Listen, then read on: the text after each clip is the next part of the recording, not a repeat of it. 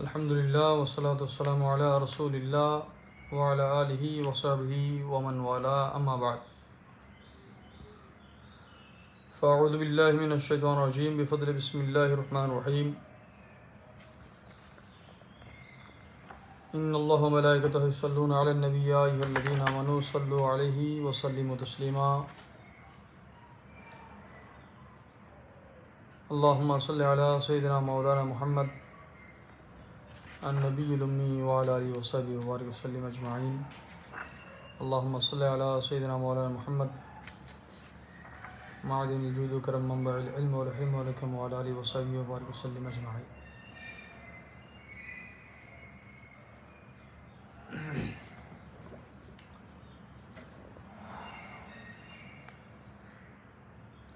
দেশ ও প্রবাসের যেখান থেকে আমাদেরকে সনদ সিরিজের আজকে ৬ষ্ঠতম পর্ব দেখছেন, আপনাদেরকে আন্তরিক অভিনন্দন, মোবারকবাদ এবং আমার সালাম। আসসালামু আলাইকুম ওয়া রাহমাতুল্লাহি ওয়া বারাকাতুহু। আল্লাহ পাক রব্বুল আলামিনের বড় মেহেরবানি, যিনি এই তৌফিক আমাদেরকে দিয়েছেন মাহে রমাদান করিমে হুজুর নবী দো জাহাঁ সরওয়ার কায়নাত রসুল করিম সাল্লাল্লাহু আলাইহি ওয়াসাল্লামের পবিত্র হাদিসে পাকের সাথে বা সনদ আমাদেরকে শিরকত করার তৌফিক এনায়েত করেছেন। আমরা আজকের পর্বে আলোচনা করব সেই মহান হাস্তির যার অবদান মুসলিম বিশ্বে ইলমে হাদিসের মধ্যে অনস্বীকার্য, যাকে ইমাম বুখারী রহমতুল্লাহ আলাইহি নিজের শেখ মানতেন। তো গত 5টি পর্বে আমরা আলোচনা করেছিলাম ইমাম বুখারী রহমতুল্লাহ আলাইহি সর্বপ্রথম আমাদের যে সনদটা গিয়েছে সেটি ইমাম বুখারী রহমতুল্লাহ আলাইহি ছিল, যেটি ইমাম বুখারী রহমতুল্লাহ আলাইহি হতে ধারাবাহিকতায় হুজুর গৌসে আজম পীরানী পীর দস্তগীর রাদিয়াল্লাহু তাআলা বর্ণনা করেছেন। আমরা আজকে একটি স্পেশাল দিবস, যেটি 361 হিজরিতে আজহার বিশ্ববিদ্যালয় জামিউল আজহারের প্রথম শুরুয়াত হয়েছে। জামিউল আজহার থেকে জামিয়াতুল আজহার হয়েছে। 1000 বছর ধরে একটা প্রতিষ্ঠান লক্ষ লক্ষ আলেম, এবং এমন আলেম যে এক ব্যক্তি একটা প্রতিষ্ঠান, একক প্রতিষ্ঠান, এমন মোবারক হাস্তি উপহার দিয়েছেন। আজকের সম্পূর্ণ আলোচনা ওই বুজুর্গানে দিনের সমীপে খেদমতে, যাদের বদান্যতায় আজকে ইসলামে এলমের আলো বিশ্বব্যাপী হেদায়ত এবং হক্কানিয়তের সাথে প্রতিষ্ঠিত হয়েছে। বিশ্বে অসংখ্য প্রতিষ্ঠান ছিল নামি দামি, কিন্তু আল্লাহ তাআলা যে স্থায়িত্ব আজহারকে দিয়েছেন এটি বিরল, এবং একই স্বকীয়তার সাথে যুগ যুগান্তরে যে 1000 বছর পার হওয়ার পরেও এখন আজহার হয়েছে, আজহার রয়েছে। এটি খাতুনে জান্নাত সৈয়দা জাহরা বতুল ফাতেমাতুজ জাহরা রাদিয়াল্লাহু তাআলা আনহা সালামুল্লাহি আলাইহা, ওনার নাম মোবারকের ফয়জান, আল আজহার ফয়জানে আহলে বাইত। খাতুনে জান্নাত ফাতেমাতুজ জাহরা, জাহরা থেকে আজহার বড় শান আজমতের বুলন্দিয়ত, যেই সূচনা ওনারা করেছিলেন এখনও সেই শানে আছে। আল্লাহ পাক সেই শান আবাদ রাখুক, সাদাব রাখুক। মাশাআল্লাহ, আজকে আমাদের এই লাইভের মধ্যে অসংখ্য আজহারিরাও, আজহারি সাহেব, আজহারের নতুন নতুন ফুল কলি, নতুন কুড়ি, ওনারা সবাই একত্রিত হয়েছেন। সবাইকে আজহার দিবসের মোবারকবাদ। তো আজকে আমরা যেই মুহাদ্দিস, শেখুল মুহাদ্দিসিন, ইমামুল মুহাদ্দিসিন, যার সনদ নিয়ে আমরা কথা বলবো, ওনার অনেক সনদ আছে, তোর মধ্যে কয়েকটি উল্লেখযোগ্য সনদ, আলী সনদের কথা আমরা এখানে বলবো। তিনি হচ্ছেন ইমাম দারিমি। ইমাম দারিমি কত বড় মুহাদ্দিস ছিলেন সেটা বর্ণনা করার জন্য আশা করি এতটুকু যথেষ্ট যে ইমাম বুখারী রহমতুল্লাহ আলাইহি ওনাকে নিজের শেখ হিসেবে স্বীকৃতি দিয়েছিলেন। অথচ যদি বয়সের দিক থেকে দেখা যায়, তিনি জন্মগ্রহণ করেছিলেন 181 হিজরিতে। ইমাম বুখারী রহমতুল্লাহের জন্ম হচ্ছে এরপরে 194-তে। বয়সের দিক থেকে 13 বছর।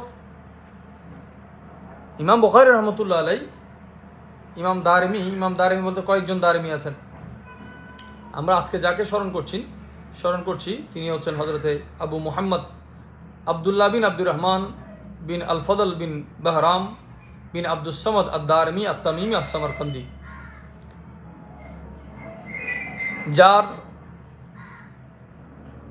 বর্ণনা গ্রহণ করেছেন এবং যার থেকে শাগরিদি ইখতিয়ার করেছেন ইমাম বুখারী রহমতুল্লাহ আলাইহি, যার সমসাময়িক হওয়ার পরেও ওস্তাদের মতো তাজিম করতেন, শেখ হিসেবে মানতেন। ইমাম মুসলিম রহমতুল্লাহ আলাইহি ওনার থেকে বর্ণনা করেছেন হাদিস, ইমাম আবু দাউদ রহমতুল্লাহ আলাইহি ওনার থেকে বর্ণনা করেছেন হাদিস, ইমাম তিরমিজি রহমতুল্লাহ আলাইহি ইমাম আবু যুরআ রাদিয়াল্লাহু আনহু ওনার থেকে বর্ণনা করেছেন। তো তিনি বড় মুহাদ্দিস ছিলেন, মুফাসসিরও ছিলেন এবং বড় কাতিব ছিলেন। ইলমে তাফসীরও যথার্থ ওনার পাণ্ডিত্য আছে। ওনার তাফসীরুল কোরআন কারীম, ওনার একটি গ্রন্থ বেশি মশহুর হয়েছে, সেটি হচ্ছে সুনান আদ-দারিমি। ইমাম দারিমি বলতে কয়েকজনকে, হযরতে ওসমান দারিমিও আছেন। এখানে আমরা আবু মুহাম্মদ দারিমির কথা বলছি রাদিয়াল্লাহু তাআলা আনহুমা। ওনার মুসনাদ আছে, ওনার জামে আছে, ইলমে হাদিসে অসংখ্য ওনার খেদমত আছে। আজকে আমরা ওনার মুসনাদের যে সনদটি আছে এবং সুনানের যে সনদটি আছে তার মধ্যে আলী সনদটা আমরা একটু পর্যালোচনা করব একদম সংক্ষিপ্ত সময়ে। ইমাম দারিমি রহমতুল্লাহ আলাইহি ইন্তেকাল করেছিলেন শুক্রবার। আজকে আমরা প্রস্তুতি নিলাম ওনার সম্পর্কে কথা বলার জন্য, শুক্রবারকে বেছে নিয়েছিলাম, কিন্তু ভাগ্যক্রমে এখন আমরা শোভে সাদিকের পরে কথা বলছি। তিনি শুক্রবার ইন্তেকাল করেছিলেন এবং সেদিন আরাফার দিন ছিল। সামারকান্দে ওনার মাজার, এবং আপনাদের দোয়াই আমার সুযোগ হয়েছে ওনার কদমে যাওয়ার।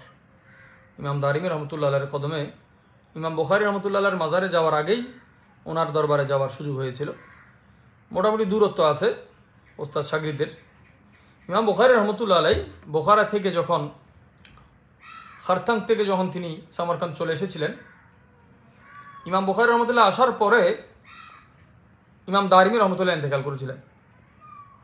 তো ইমাম দারিমি রহমতুল্লাহ আলাইহি তিনি ইন্তেকাল করেছেন 255-তে, 255 হিজরিতে। ওনার ইন্তেকালের খবর যখন ইমাম বুখারী রহমতুল্লাহ আলাইহি পেলেন, তখন ইমাম বুখারী রহমতুল্লাহ আলাইহি বলছেন, ইন ইশতা তুফজা বিল আহিব্বাতে কুল্লিহিম। এটা আবার আরেক রিওয়ায়াতেও পড়ে, একটা হচ্ছে ইন ইশতা, আবার আরেকটা রিওয়ায়াতে পড়ে ইন তাবকা। ইমাম বুখারী রহমতুল্লাহ আলাইহি বলছেন, ইন ইশতা তুফজাউ বিল আহিব্বাতে কুল্লিহিম ওয়া বাকাউ নাফসিকা লা আবালাকা আফজা।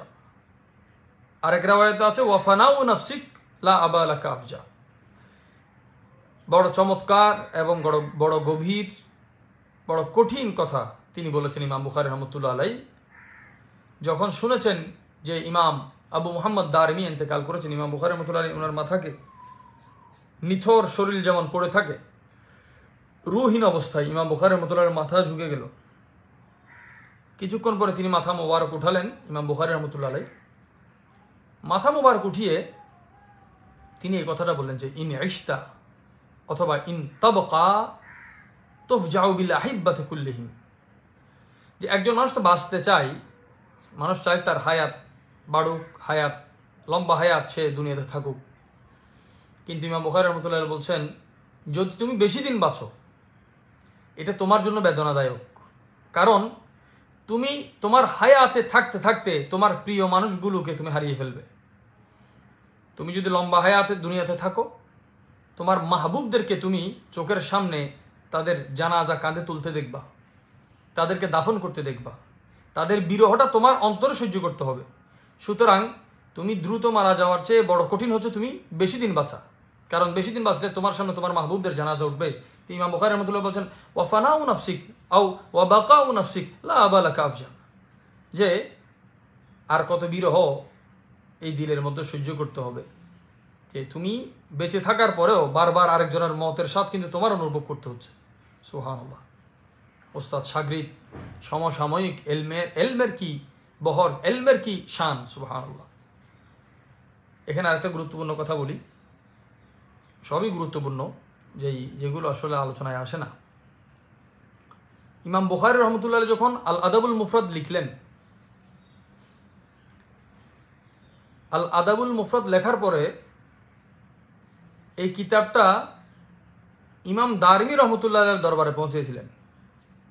আরেকজন মুহাদ্দিস ইমাম বুখারী রহমতুল্লাহের আল আদাবুল মুফরাদ নিয়ে ইমাম দারিমিকে দিয়ে বলেছেন যে আপনি একটু দেখেন তো আবু আবদুল্লাহ মোহাম্মদ ইসমাইল বুখারী এখানে কি লিখেছেন এবং এই কিতাবের উপর আপনার একটা অভিমত দিবেন। আমার মনে হয় এই যুগেও যদি আমরা কারো হাতে আল আদাবুল মুফরাদ দিই, উনি এক সপ্তাহ নয়, একদিনের মধ্যে আমাদেরকে একটা মন্তব্য দিয়ে দিবেন, খুব সহজ আমাদের জন্য। তো ইমাম দারিমি হচ্ছেন ইমাম বুখারী রহমতুল্লাহের মান্যবর একজন ব্যক্তিত্ব। এই লাইনটা আশা করি সকলকে অবাক করে দিবে।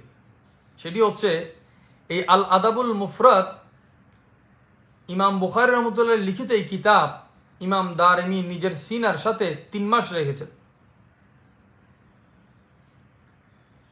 ইমাম দারিমি 3 মাস নিজের সাথে আল আদাবুল মুফরাদকে রেখে দিয়েছেন। তিনি বলেছিলেন মোহাম্মদ বিন ইসমাইল বুখারী সহি ছাড়া কিছু গ্রহণ করে না। আমরা জানি সহি বুখারী এবং আল আদাবুল মুফরাদের রেওয়ায়াতের মধ্যে অনেক কিন্তু তফাৎ আছে, কিন্তু ইমাম দারিমি কি বলেন যে আবু আবদুল্লাহ মোহাম্মদ ইসমাইল বুখারী যা গ্রহণ করে সহি ছাড়া তিনি কিছু গ্রহণ করেন না। ইমাম দারিমির মতো মুহাদ্দিস,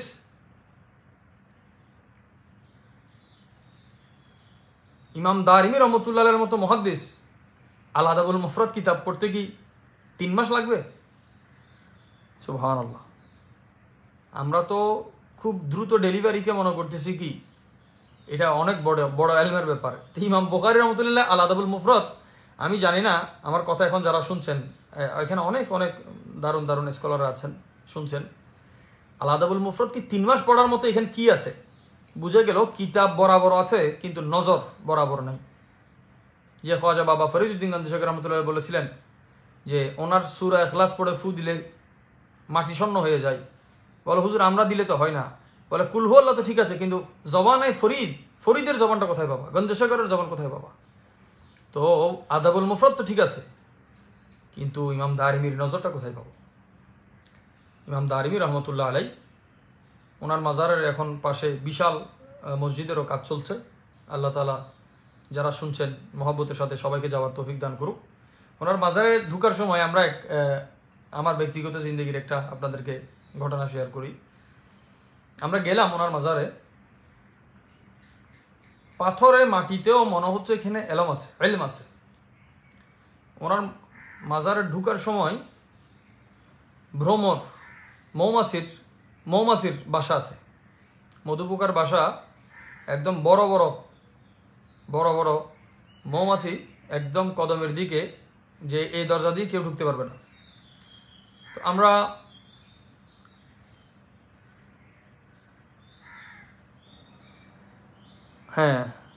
আদাবুল মুফরাদকে নাসিরউদ্দিন আলবানী সাহেব এবং ওদের একটা সহি করেছে আর কি। যাই হোক, এখানে কথা হচ্ছে শব্দ সহি হওয়া, এবারত সহি হওয়া, এর চাইতেও বেশি সুফিদের কাছে এবং ওলামায়ে রাব্বানীর কাছে গুরুত্বপূর্ণ ছিল দিল সহি হওয়া।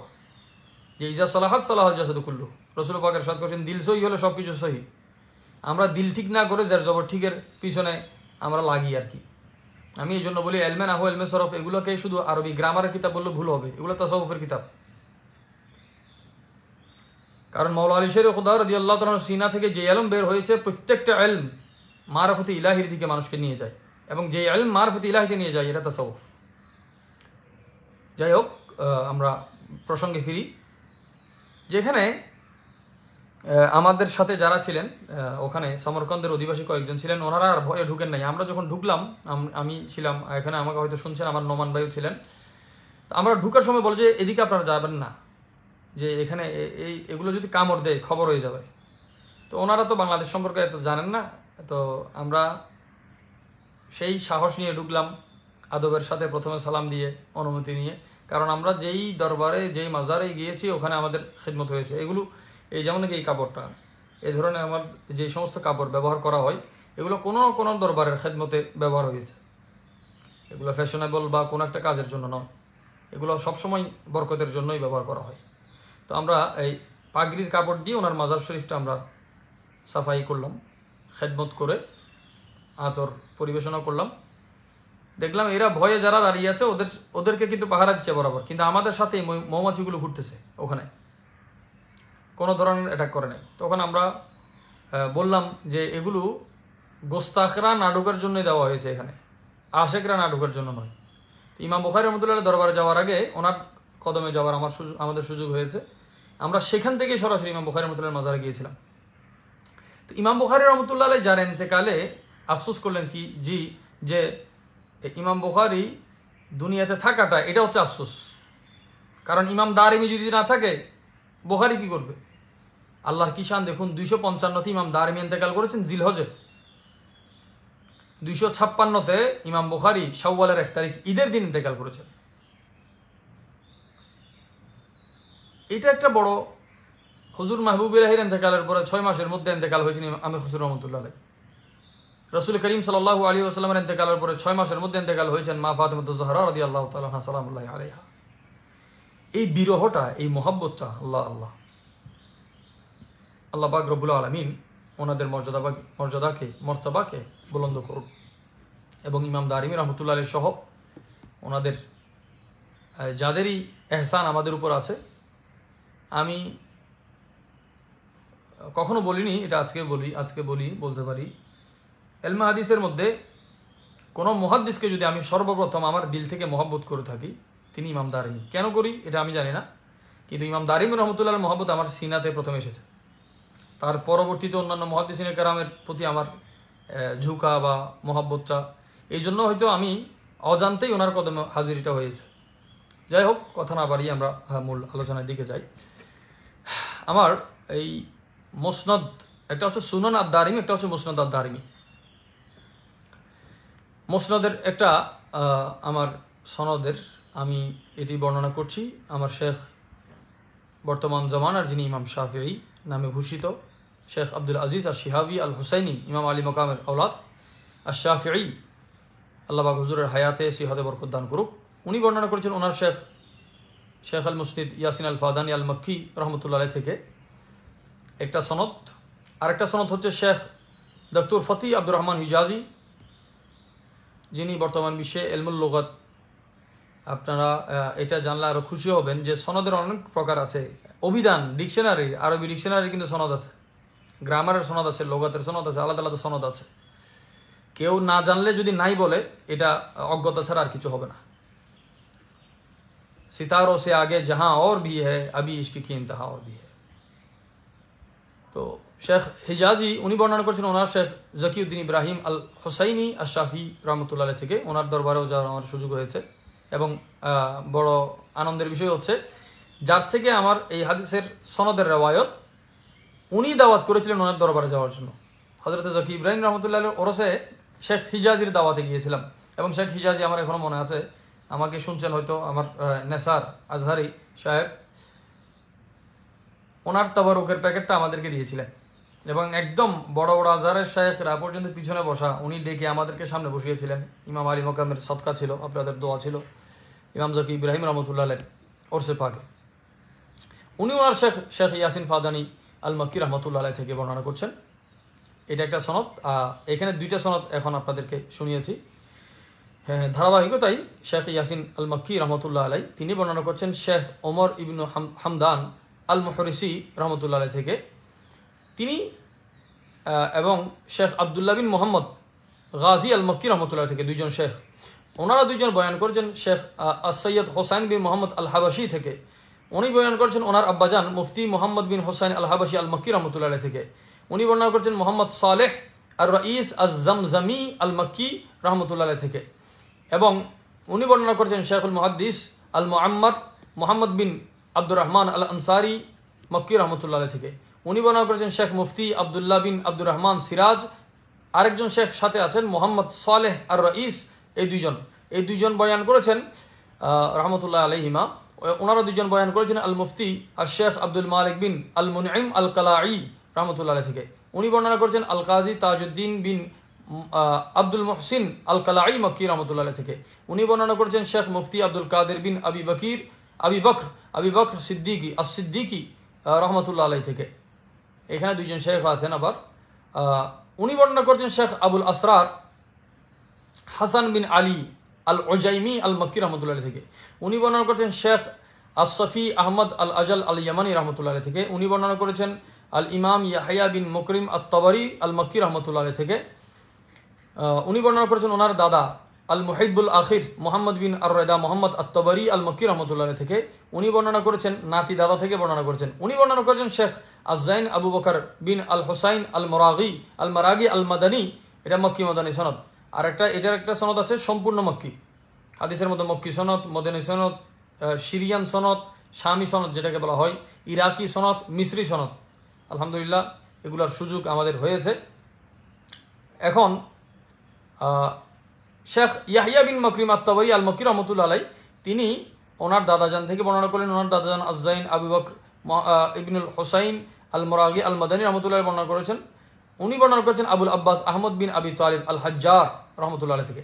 উনি বর্ণনা করেছেন আবুল মুনজা আবদুল্লাহ বিন ওমর ইবন আল্লাতি রহমতুল্লাহ আলাইহি থেকে। তিনি বলছেন যে আবুল ওয়াক্ত আব্দুল আউয়াল বিন ঈসা বিন শুআইব আস-সিজজি উনি খাজা গরিব নওয়াজের বাড়ির মানুষ। শেখ সিজজি উনি বর্ণনা করছেন আবুল হাসান আব্দুর রহমান বিন মোহাম্মদ বিন মুজফর আদ-দাউদি রহমতুল্লাহ, ওনারা বড় বড় সুফি ছিলেন।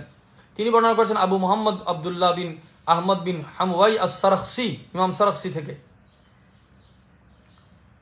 থেকে ইমাম সারখসি বর্ণনা করেছেন আবু ইমরান ঈসা বিন ওমর ইবনুল আব্বাস আস-সামারকান্দি রহমতুল্লাহ থেকে। ওনাদের প্রায় দরবারে আমার সুযোগ হয়েছে যাওয়ার। এক কবরস্থানে প্রায় 4000 মুহাদ্দিস একসাথে। উনি বর্ণনা করছেন শেখ আবু ইমরান ঈসা বর্ণনা করছেন আল হাফেজ আবু মোহাম্মদ আবদুল্লাহ বিন আব্দুর রহমান বিন আল ফদল বিন বাহরাম বিন আব্দুস সামাদ আত-তামিমি আস-সামারকান্দি আদ-দারিমি রহমতুল্লাহ আলাইহি থেকে।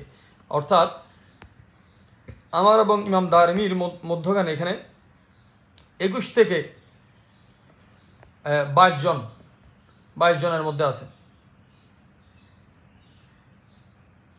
এখানে অনেকে প্রশ্ন করেছেন, প্রশ্নের দিকে আমি পরবর্তীতে আসতেছি। প্রশ্ন উত্তরের কাজ যদিও আমার না।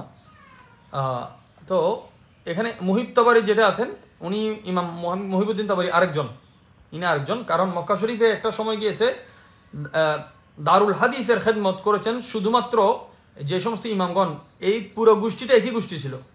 মুহিবউদ্দিন তাবারি রহমতুল্লাহ একই গোষ্ঠী ওনারা। তো ইমাম দারিমি রহমতুল্লাহ একটা সনদ আমরা এখানে দেখলাম। আরেকটা সনদ আমাদের এখানে ছিল, প্রায় সনদ উপরের দিক থেকে আমরা একই পাবো, কারণ আমি এই চেইনে বয়ান করতেছি। সনদটা সিমিলার থাকলে মনে রাখার জন্য খুব সহজ হবে। আর যেহেতু আমি যদি মিলাই যে ইমাম বুখারী রহমতুল্লাহ গোসবাগের সনদটা ইমাম বুখারী পর্যন্ত, আবার ইমাম আহমদ ইবনে হাম্বল রাদিয়াল্লাহু আনহু গোসবাগ রাদিয়াল্লাহু আনহু ওনার মাযহাবের। তো ইমাম বুখারী রহমতুল্লাহর ওস্তাদ ইমাম দারিমি, আবার ইমাম দারিমি ইমাম আহমদ ইবনে হাম্বল, ইমাম শাফিঈ, ইমাম মালিক রাদিয়াল্লাহু আনহু, ইমাম আজম, ওনাদের একই চেইনের মধ্যে যদি আমরা ব্যবহার করি, মানে উল্লেখ করি, তাহলে এখানে আমরা ওই চেইনগুলো মনে থাকা আমাদের জন্য মনে রাখাটা খুব সহজ হবে। সাহাবায়ে কেরামের যে ভিন্ন ভিন্ন সনদ আছে, আমরা এই সনদের মাধ্যমে, কারণ আল ইসনাদু মিনাদ দ্বীন, সনদ হচ্ছে দ্বীনের হিস্সা। সনদ না থাকলে দ্বীন নাই। আজকে সনদের ফজিলত বয়ান করা হচ্ছে, কিন্তু সনদের ধরন এগুলোর ব্যাপারে মানুষ এত খেয়াল করে না। আমরা তো এখন যে সমস্ত আমাদের মতো মানুষ যদি এখন হাদিস বর্ণনা করে, সহিহ হাদিস বর্ণনা করে, এগুলো জয়ীফ হয়ে যাবে রাবির কারণে, বর্ণনাকারীর কারণে অসংখ্য মুহাদ্দিসিন আছে। আমার তো মনে হয় না যে এই মহলকে দেখলে ইমাম বুখারী রহমতুল্লাহ আলাইহি বুখারী কাউকে পড়তে দিতেন, ইমাম মুসলিম রহমতুল্লাহ আলাইহি মুসলিম শরীফ কাউকে পড়তে দিতেন। যেটা আমি লিখেছি, ইমাম আহমদ ইবনে হাম্বল রাদিয়াল্লাহু আনহু যেভাবে করতেন যে ফতোয়া তোমরা দিও না, তোমরা ফতোয়া পড়ো, ফিকা পড়ো, ফতোয়ার কলমটা তিনি নিয়ে নিয়েছেন। আমি এখানে অনেক অনেক কথা আছে, মুখতসর সময়ে গত দরসেও কিছু বলা হয়নি, এই কথাটাও গুরুত্বপূর্ণ, আপনারা তালেবে ইলম থাকলে নোট করতে পারেন। আমরা বলি কোরআন শরীফের পরে সবচেয়ে সহিহ কিতাব কি? সবাই বলি ইমাম বুখারী রহমতুল্লাহের সহিহ বুখারী। যদি বলা হয় হাদিসে পাকের কোন কিতাবটা কোরআন শরীফের বেশি কাছাকাছি, এই প্রশ্নে কিন্তু এক সেকেন্ড নয়, মনে হয় ঘন্টাখানিক চিন্তা করতে হবে যে হাদিসের কোন কিতাবটি কোরআন শরীফের বেশি কাছাকাছি। একটা হচ্ছে কোরআনের পরে সবচেয়ে বেশি সহিহ, আর একটা হচ্ছে কোরআনের কাছাকাছি। ইমাম শাফি রহমতুল্লাহ আলাইহি এমন একটি কিতাবের নাম বলেছেন, তালেবে ইলমরা এটা নোট করুন, সেই কিতাবের নাম হচ্ছে মুয়াত্তা ইমাম মালিক। ইমাম মালিক রহমতুল্লাহ আলাইহির মুয়াত্তা। আল্লাহু আকবার, আল্লাহ পাক ওনাদের রুতবাকে বুলন্দ করুক। এটার আরেকটা সনদ আছে সুনানের, যেটা আমার শেখ ফতেহ হিজাজি হুজুর আল আজহারি, ওনার শেখ আল্লামা আসুফি ফদিলাতুল শেখ মোহাম্মদ জাকি উদ্দিন ইব্রাহিম আল হোসাইনি আশ-শাযলি আল মিসরি রহমতুল্লাহ থেকে বর্ণনা করেছেন। উনি ওনার শেখ মুফতি দিয়ার আল মিসরিয়া, গোটা মিশরের যিনি মুফতি ছিলেন, হাসনাইন বিন মোহাম্মদ মখলুফ আল আদবি আল মসরি, ওনার শেখ মুফতি দিয়ার আল মিসর থেকে উনি বর্ণনা করেছেন। উনি ওনার শেখ, উনি আবার পুরা মিশরের মুফতি ছিলেন, মুফতি দিয়ার আল মিসর মোহাম্মদ বখিদ আল মুতঈ আল মিসরি। উনি ওনার শেখ আবু আবদুল্লাহ মোহাম্মদ বিন আহমদ ইল্লাইশ অথবা আলিশ আল মালিকি রহমতুল্লাহ আলাইহি থেকে বর্ণনা করছেন, আল মিসরি, তিনিও মিসরি। উনি ওনার শেখ আবু আবদুল্লাহ মোহাম্মদ বিন মোহাম্মদ আল আমির আস-সগীর আল মিসরি রহমতুল্লাহ থেকে বর্ণনা করছেন। উনি ওনার বাবা এবং শেখ আবু মোহাম্মদ বিন মোহাম্মদ আল আমির আল কবির আল মিসরি রহমতুল্লাহ থেকে বর্ণনা করেছেন। এখানে আরেকটা সনদ আমি আপনাদেরকে শোনাই, তারপর হাদিসের দিকে যাচ্ছি।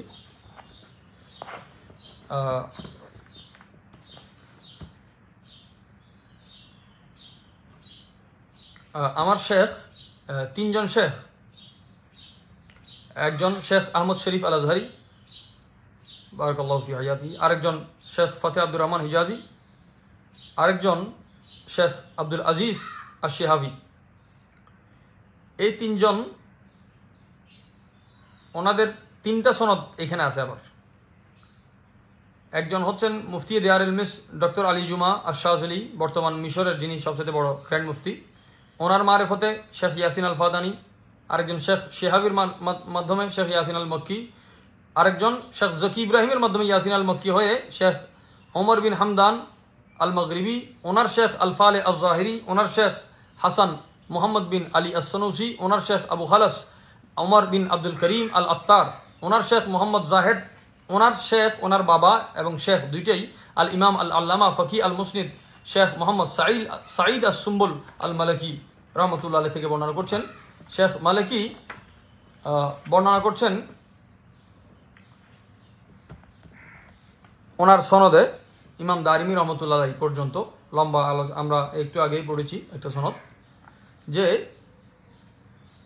রসুল করিম সাল্লাল্লাহু আলাইহি ওয়াসাল্লামের দুনিয়াতে আবির্ভাব হওয়া অথবা নবীজির নবুয়তের প্রকাশ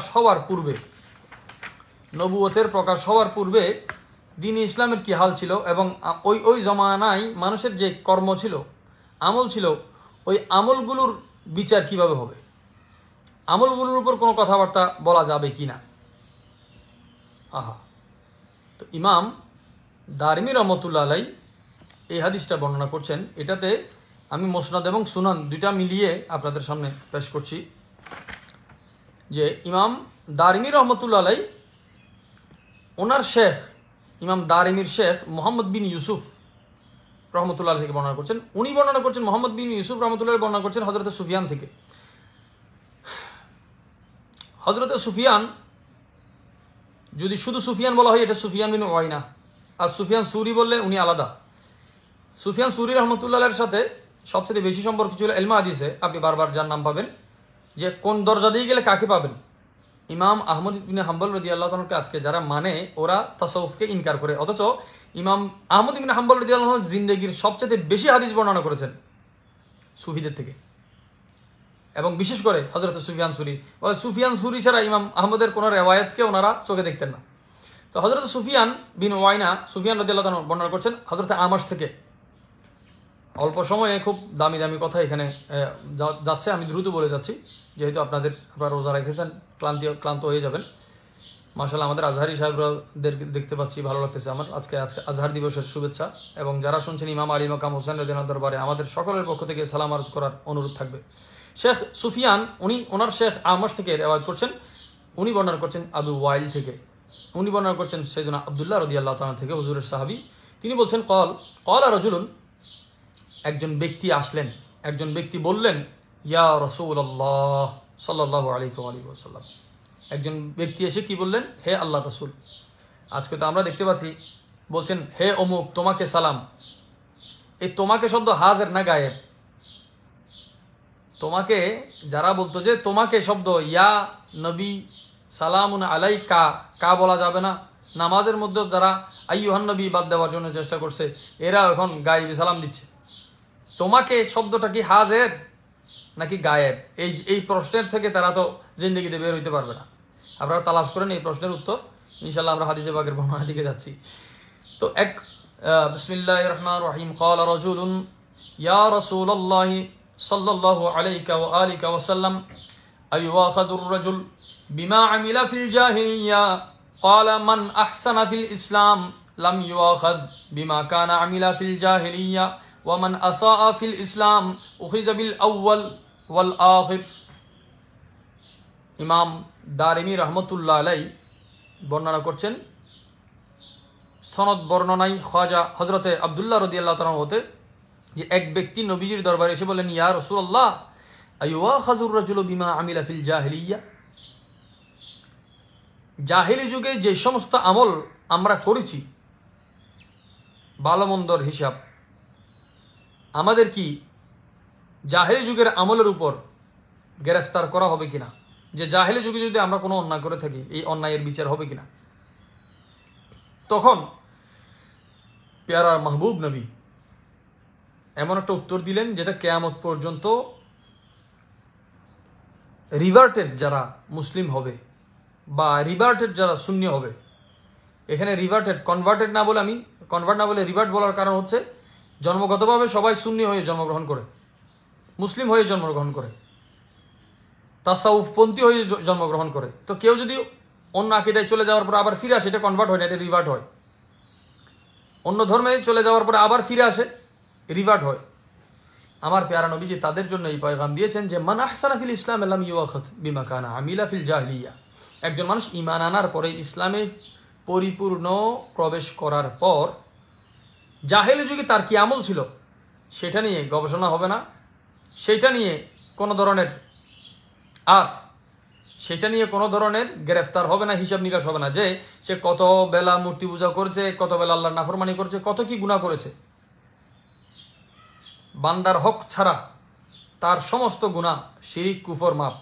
একটা কলমা লা ইলাহা ইল্লাল্লাহু মুহাম্মাদুর রাসূলুল্লাহ সাল্লাল্লাহু আলাইহি ওয়া আলিহি ওয়াসাল্লাম।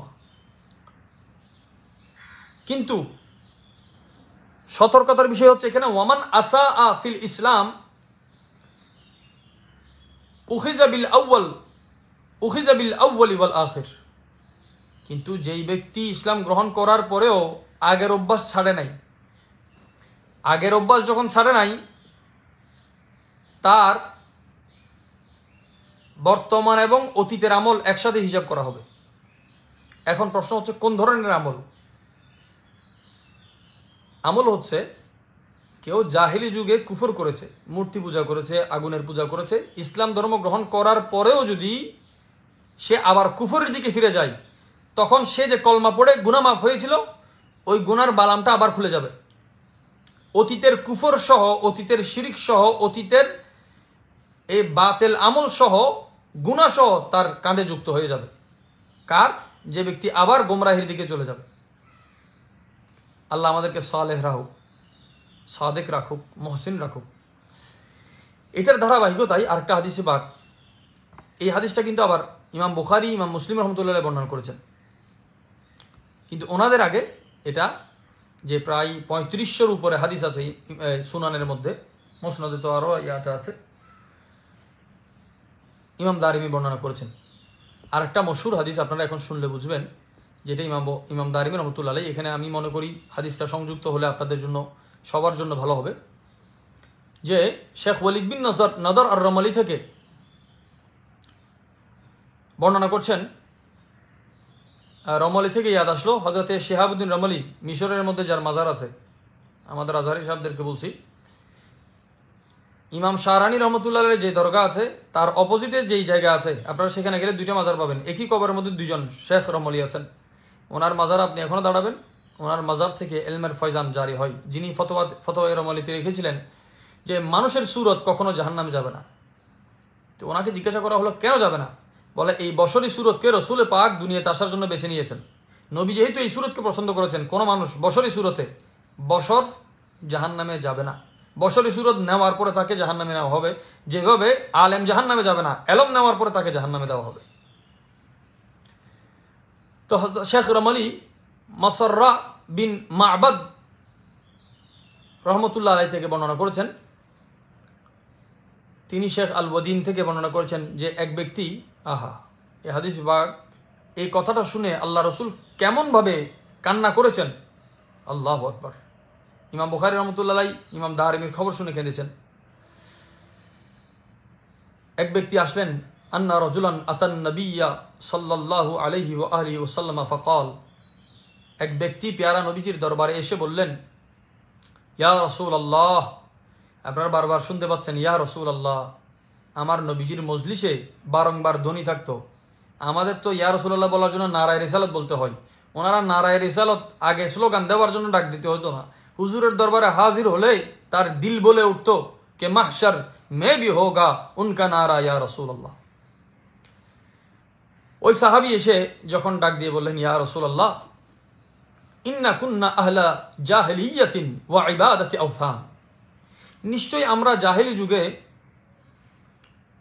সেই জমানায়, সেই পরিবেশের আমরা এত প্রভাবিত ছিলাম যে আমরা মূর্তি পূজা করতাম,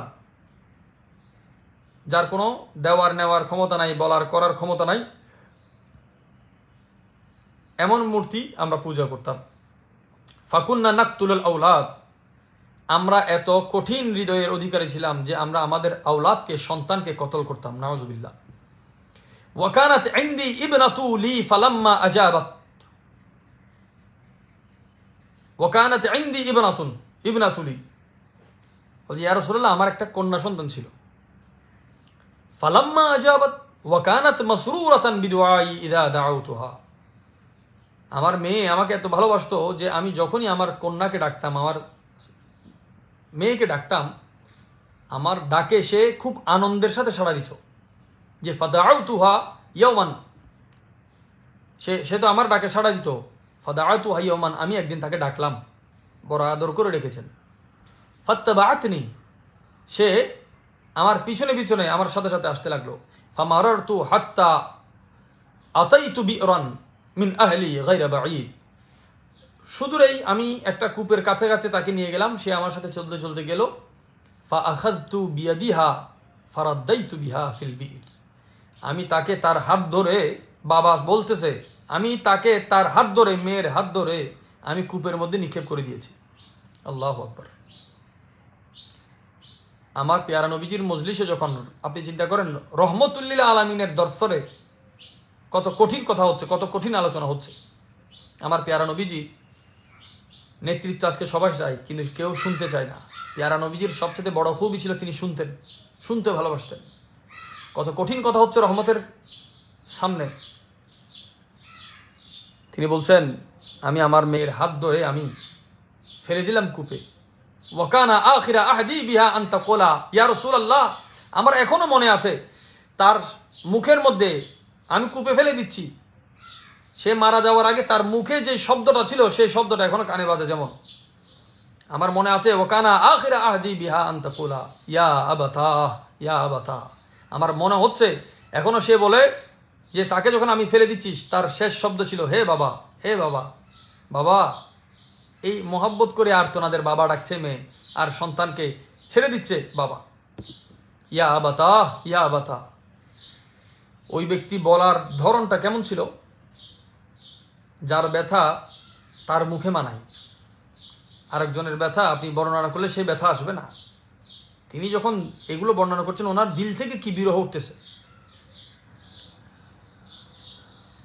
গালিব যেমন লিখেছিলেন, दर्द हो दिल में तो दवा कीजिए, दिल ही जब दर्द हो तो क्या कीजिए। পুরা দিল যখন গম হয়ে যায়, দর্দ হয়ে যায়, আপনি এখানে কি করবেন? হুজুরের নবী দো জাহা সাল্লাল্লাহু আলাইহি ওয়াসাল্লামের সামনে যখন বর্ণনা করছেন, ফাবাকা রাসূলুল্লাহ সাল্লাল্লাহু আলাইহি ওয়াসাল্লাম, আল্লাহর প্যারা হাবিব হুজুর আকরাম সাল্লাল্লাহু আলাইহি ওয়াসাল্লাম রাহমাতুল্লিল আলামিন সাল্লাল্লাহু আলাইহি ওয়াসাল্লাম ওনার বর্ণনা শুনে নবীজি কান্না করে দিলেন। আমার নবীজির দুই নয়ন ঝরতেছে। ফাবাকা রাসূলুল্লাহ সাল্লাল্লাহু আলাইহি ওয়াসাল্লাম হাত্তা ওয়াকাফা দামউ আইনাইহি। হুজুর নুরানি চোখ মোবারক দিয়ে, কপল মোবারক, এই পানি মোবারক জান্নাতের সলসবিল, জঞ্জবিল, জান্নাতি নহরের চাইতে আফজল, এই এক একটা কতরা মোবারক পড়তেছে। কায়নাত কুরবান সেই কতরার উপর। রহমতে দো আলমের নুরানি চোখ মোবারক দিয়ে অঝর দ্বারায় পানি পড়তে সাহাবায়ে কেরাম দেখে সাথে সাথে সাহাবায়ে কেরাম হুজুরের মেজাজকে বুঝতেন। সিনিয়র যত সাহাবা ছিলেন, ফাকাল লাহু রাজুলুন মিন জুলাসাই রাসূলিল্লাহ সাল্লাল্লাহু আলাইহি ওয়াসাল্লাম। আমার প্যারা নবীজির মজলিসের মধ্যে যে সমস্ত সাহাবা ছিলেন, আমার নবীজির চোখ মোবারকের পানি মোবারক দেখে ওই উপস্থিত সাহাবায়ে কেরাম বলছেন, আহজানতা রাসূলুল্লাহ সাল্লাল্লাহু আলাইহি ওয়াসাল্লাম, যে তুমি প্যারা নবীজির দিলকে গমগিন করে দিয়েছ, নবীর দিলকে তুমি দরদওয়ালা করে দিয়েছ। তোমার কথাই রসুল কষ্ট পেয়েছে, তোমার কথাই রসুল পাক চোখ মোবারক দিয়ে পানি, হুজুরের পানি ঝরতেছে। সাহাবায়ে কেরাম হুজুরের চোখের পানি দেখতে পারতেন না। ফাকাল লাহু, এবার আমার প্যারা নবীজি ওই সাহাবাদেরকে কি বলছেন, যিনি বর্ণনা করছেন, যার কথায় হুজুরের চোখের পানি এসেছে, পানি মোবারক, তাকে কিছু বলেন নাই। হুজুর ওই উপস্থিত সাহাবাদেরকে বলছেন, কুফা, খামোশ, তোমাদের জবান বন্ধ করো, তাকে বলতে দাও। ফাইন্নাহু ইয়াসআলু আম্মা আহাম্মাহু, কারণ সে যে কথাগুলো বলতেছে তার কথা তার দিল থেকে বলতেছে, তার কথা তার দিলকে গমগিন করেছে। আমার নবীজিকে আল্লাহ তাআলা সূরা তওবা 9 নম্বর সূরার 128 নম্বর আয়াতে বলছেন, লাকাদ জাআকুম রাসূলুম মিন আনফুসিকুম আজিজুন আলাইহি মা আনিতুম। উম্মতের দরদ নবী কেমন ভাবে महसूस করেন, আপনি নিজের ব্যথাকে যেভাবে অনুভব করেন তার চাইতে বেশি আপনার ব্যথাকে সাইয়্যিদুল মুরসালিন রাহমাতুল্লিল আলামিন অনুভব করেন। আমার প্যারা নবীজি বলেন, কুফা ফাইন্নাহু ইয়াসআলু আম্মা আহলু, আম্মা আম্মা আহাম্মাহু, তার ব্যথাকে বলতে দাও, তোমরা চুপ থাকো। এই কথাগুলো তার দিলকে ব্যথিত করেছে। সুম্মা ক্বাল লাহু, এবার প্যারা নবীজি কি বলছেন, এই কথাটা সমস্ত আলেমদের জন্য বড় জরুরি, সুফিদের জন্য জরুরি, তরিকতপন্থী আহলে হকের জন্য জরুরি। আমার নবীজি বলছেন, আইদ আলাইয়া হাদিসাকা, আইদ আলাইয়া হাদিসাকা, তুমি আমাকে যেই কথা বলেছো, যেই ঘটনা এতক্ষণ বলেছো, আমাকে আবার বলো, আবার শোনাও। এক জিনিস বারবার বললে কদর কমে যায়, তকরার করলে কদর কমে, আর কিছু জিনিস তকরারের মাধ্যমে মজবুত হয়। বিরহ, ব্যথা, দর্দ, মোহাব্বত, এগুলো বারবার বলতে হয়। যেমন প্রত্যেক রাকাতে আপনি সূরা ফাতিহা কেন বলছেন, এটা দরদ, এটা মোহাব্বত। আমার নবীজি বলছেন, আহা, তুম্মা ক্বালা লাহু আইদ আলাইয়া হাদিসাকা ফাআদাহু। হুজুর বললেন, আবার পড়ো, আবার বলো তো আমাকে, তোমার ঘটনাটা আমাকে আবার বলো।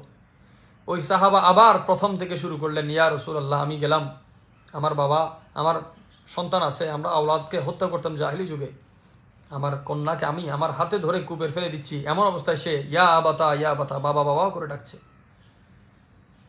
একই কথা শুনে আপনি কয়বার কাঁদতে পারবেন? আমার প্যারা মাহবুব নবীজি ফাবাকা রহমতুল আলম ফাবাকা হাত্তা ওয়াকাফা দামউ মিন আইনাইহি আলা লাহিয়াতিহি ফাবাকা। আমার নবীজি আবার কাঁদতে শুরু করলেন। हाय हाय हाय तुझे फिक्र दरमा है चार अगर मुझे दर्द अपना अजीज है ये निशान दी है हबीब ने इसे दिल से कैसे जुदा करूं फबका हत्ता वकफत दमउ मिन आइनैहि अला लिहयतिही।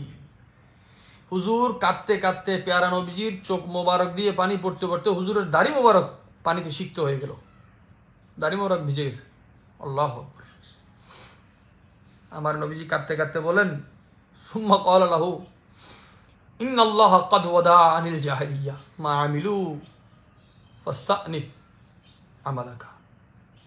তোমরা তোমাদের কাজকে গুছিয়ে নাও, কারণ নিশ্চয়ই আল্লাহ তাআলা জাহিলি যুগে তোমরা যা কিছু করেছো ঈমান আনার কারণে আল্লাহ তোমাদের সব কিছুকে রুখসত করে দিয়েছেন, ক্ষমা করে দিয়েছেন। সুবহানাল্লাহ। এই হাদিসের সমস্ত বর্ণনাকারী শেখা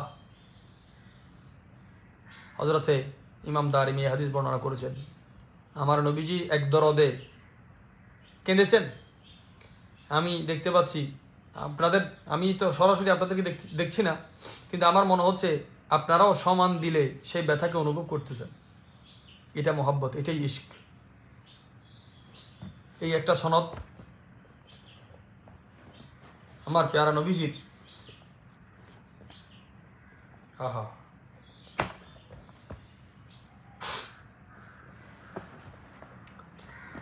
সেই দরদ মাখা আমাকে বলেন তো, এই দরদ এই দুঃখ আর কে শুনবে? এত দরদ নিয়ে কথাগুলো কে শুনবে? হুজুর দরদের মেহসুস করলেন, সংক্ষিপ্ত বলতে পারতেন আল্লাহর প্যারা হাবিব যে যাও ক্ষমা করে দিয়েছেন আল্লাহ, কিন্তু রাসূল করিম সাল্লাল্লাহু আলাইহি ওয়াসাল্লাম উম্মতের জন্য একটা বড় দরদের শিক্ষা দিয়েছেন। এখান থেকে ঈমান আনলে যে ক্ষমা হয় এটা তো সবাই শিক্ষা নেয়, কিন্তু কোন দরদের ওয়ালা, আমি আবার মাওলানা রুমির দিকে চলে যাব, এটা লম্বা হয়ে যাবে। দরদ চিনে যদি আল্লাহ তৌফিক দেয়, কখনো মসনবীরও সনদ আছে, মসনবী আমরা ধারাবাহিক ইনশাল্লাহ পড়বো যদি আল্লাহ তৌফিক দান করে। এগুলো এক জগতের বিষয়। আমি জানি না কোথায় আমরা যাচ্ছি, আশা করি মজলিস কখনো খালি হবে না। আহলে হক যারা জরুরত, যাদের দ্বারা খেদমত নিবেন, ওই সমস্ত মানুষ আল্লাহ তাআলা দান করবেন। আমি এই জন্য কারো আশায় বসে থাকি না, অথবা আমার আশা ভরসা একমাত্র হাসবুনাল্লাহু ওয়া নি'মাল ওয়াকিল। দেখেন আরেকটা হাদিস ভাগ ইমাম দারিমি রহমতুল্লাহ আলাইহ, এটা মুসনাদের মধ্যে আছে।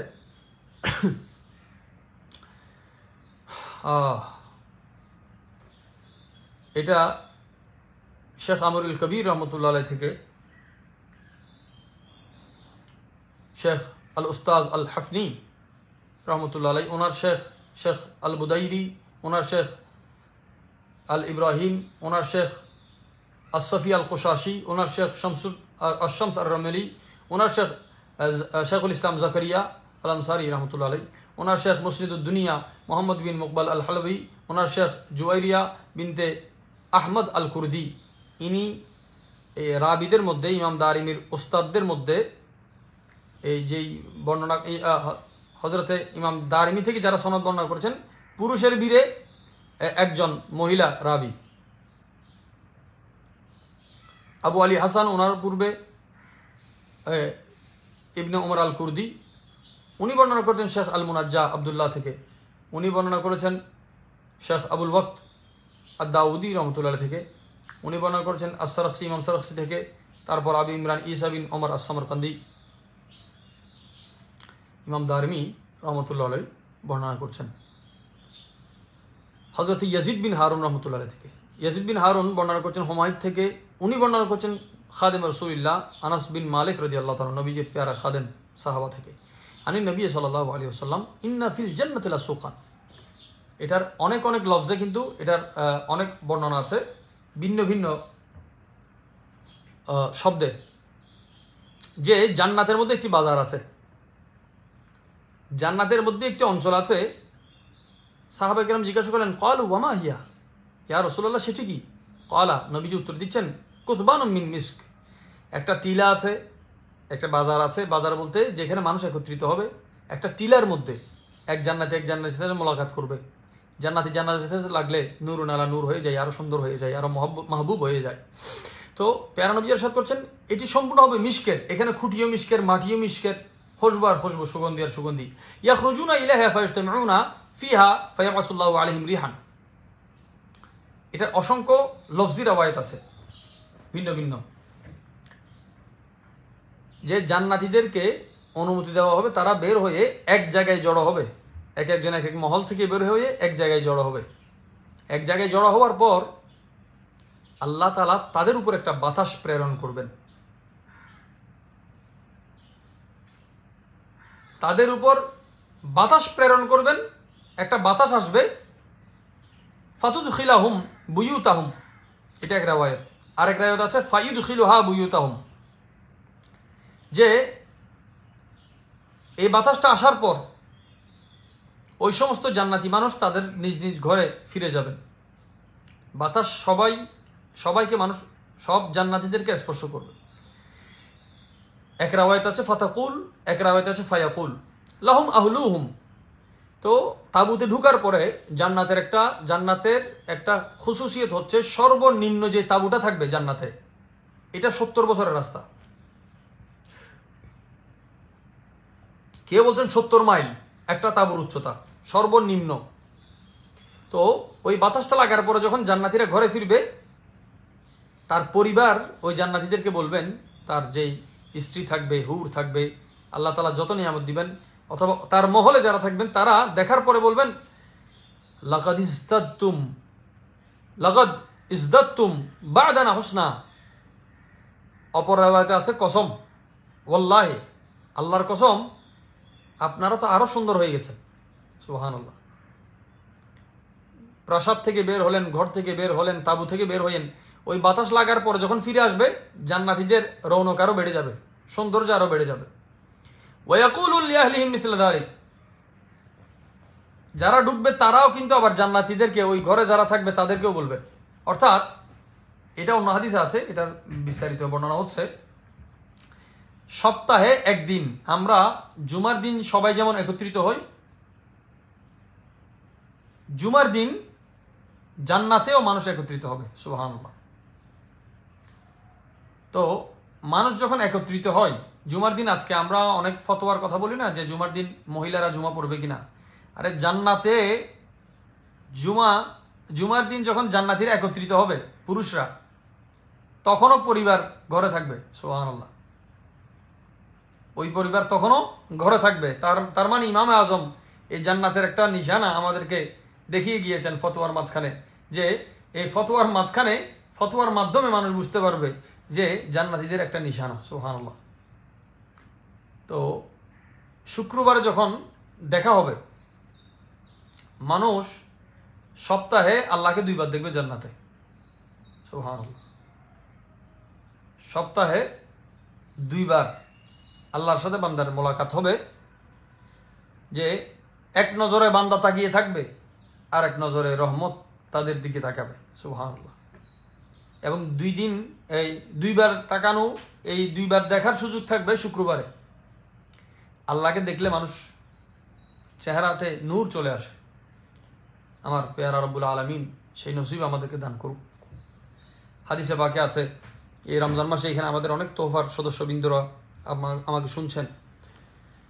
আপনি একজন মানুষকে যদি, ক্ষুধার্ত মানুষকে খাওয়ান, তৃষিত ব্যক্তিকে পানি পান করান, বস্ত্রহীনকে বস্ত্র দান করেন, 3টা জান্নাতের নিয়ামত আল্লাহ আপনাকে দান করবেন। জান্নাতুল আদন, জান্নাতুল ফেরদৌস, জান্নাতুল খুলদ। আরশের নিচে হয়ে প্রবাহিত হবে সেই নহর, যেখান থেকে আপনাকে পানি পান করানো হবে। এটার একটা ব্যাখ্যামূলক হাদিস। যাই হোক, তো শুক্রবারে মানুষ একত্রিত হওয়ার পরে একটা বাতাস এখন ব্যবহার হচ্ছে, বাতাস কোত্থেকে আসবে? বাতাস কয়েকটা প্রকার আছে।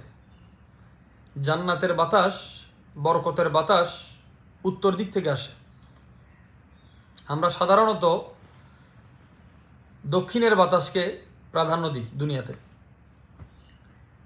আরশের বাতাস এবং জান্নাতের বাতাস উত্তর দিক থেকে। যেমন মক্কা শরীফ থেকে মদিনা শরীফ হচ্ছে উত্তর দিক। মক্কাবাসীর জন্য মদিনার বাতাস কিন্তু বড় রহমত, সুবহানাল্লাহ। রাসূল করিম সাল্লাল্লাহু আলাইহি ওয়াসাল্লাম উম্মতকে কত কিছু জানিয়েছেন। এই দুনিয়াতেও যদি উত্তরের বাতাস পান, মনে করবেন শেফা আছে। পূর্বের বাতাসে মুহাব্বত এবং সাহায্য আছে, পশ্চিমের বাতাস গজব আছে। আল্লাহ তাআলা পশ্চিমার বাতাস থেকে আমাদেরকে হেফাজত করুক। তো জান্নাতীরা একে অপরের সাথে মোলাকাত করলে যখন সুগন্ধি বাড়বে, চেহারার খুবসুরতি বাড়বে, রৌনক বাড়বে, বলে আল্লাহর কসম আপনাদের সৌন্দর্য বেড়ে গিয়েছে। এই জান্নাতির সাথে জান্নাতি লাগলে সেখানে যদি রৌনক হয়ে যায়, আমাদের চিন্তা করা উচিত আহলুল্লাহ, আল্লাহ ওয়ালার সাথে বসলে কি হবে, সোহবতের গুরুত্ব কি জিনিস। সুবহানাল্লাহ। আল্লাহ পাক আমাদের হাজির কবুল করুক। আমি অনেক কথাই বলেছি, মনে করেছিলাম আজকে খুব সংক্ষেপে কথা বলবো। কয়েকটা কথা এসেছে, আমরা একটু দেখি। আমাদের জুনায়েদ রিফাত আজহারি লিখেছেন, সুন্নাতের ইতিহাসের কিছু কথা মনে পড়ে গেলেও এই হাদিস শরীফ শুনে হৃদয় নরম হলো। এলমে দ্বীনের জন্য সেটাই কাফি। হৃদয় নরম হওয়াটা বড় জরুরি বিষয়। আল্লাহ তাআলা তৌফিক দান করুক। আমিও অসুস্থ শারীরিক, আমার এখানে পরিবারে অনেকে অসুস্থ, একটু দোয়া করবেন। গতকালকে আমরা চিন্তা করেছিলাম, একজন লিখেছেন তৃতীয় শক্তি জিন্দাবাদ। তৃতীয় শক্তি নিয়ে অনেকেই ট্রোল করতেছেন, আল্লাহ তাদেরকে রহমত করুক। ওনারা দেখা এখনও নাবালক, তো বুঝতে অনেক সময় লাগবে। আপনারা এগুলো নিয়ে কথা বলার দরকার নাই। যারা বুঝে না তাদেরকে আপনি বুঝাতে পারবেন না। কেউ হারিয়ে বুঝে, কেউ মরার পর বুঝে। ওনারা যারা হাসি ঠাট্টাতে আছেন, ওনারা কখন বুঝবেন এটা আল্লাহ বেহতর জানেন। আমার দিলে যদি কোনো ধরনের লোভ লালসা বা কারো ইন্ধন থাকে, এটা আল্লাহ পাক বেহতর জানেন, উনি দেখেন। কিন্তু আমি যদি লেওয়াঝিল্লা বলি, সেই কথাগুলো আল্লাহর দরবারে গুরুত্ব আছে বলেই এগুলো মুরব্বীরা বড় মহাব্বতের সাথে নিয়েছেন এবং আমাকে ধন্যবাদ জানিয়েছেন। সুতরাং এখানে অন্য কেউ কিছু বললে আমার কিছু আসে যায় না।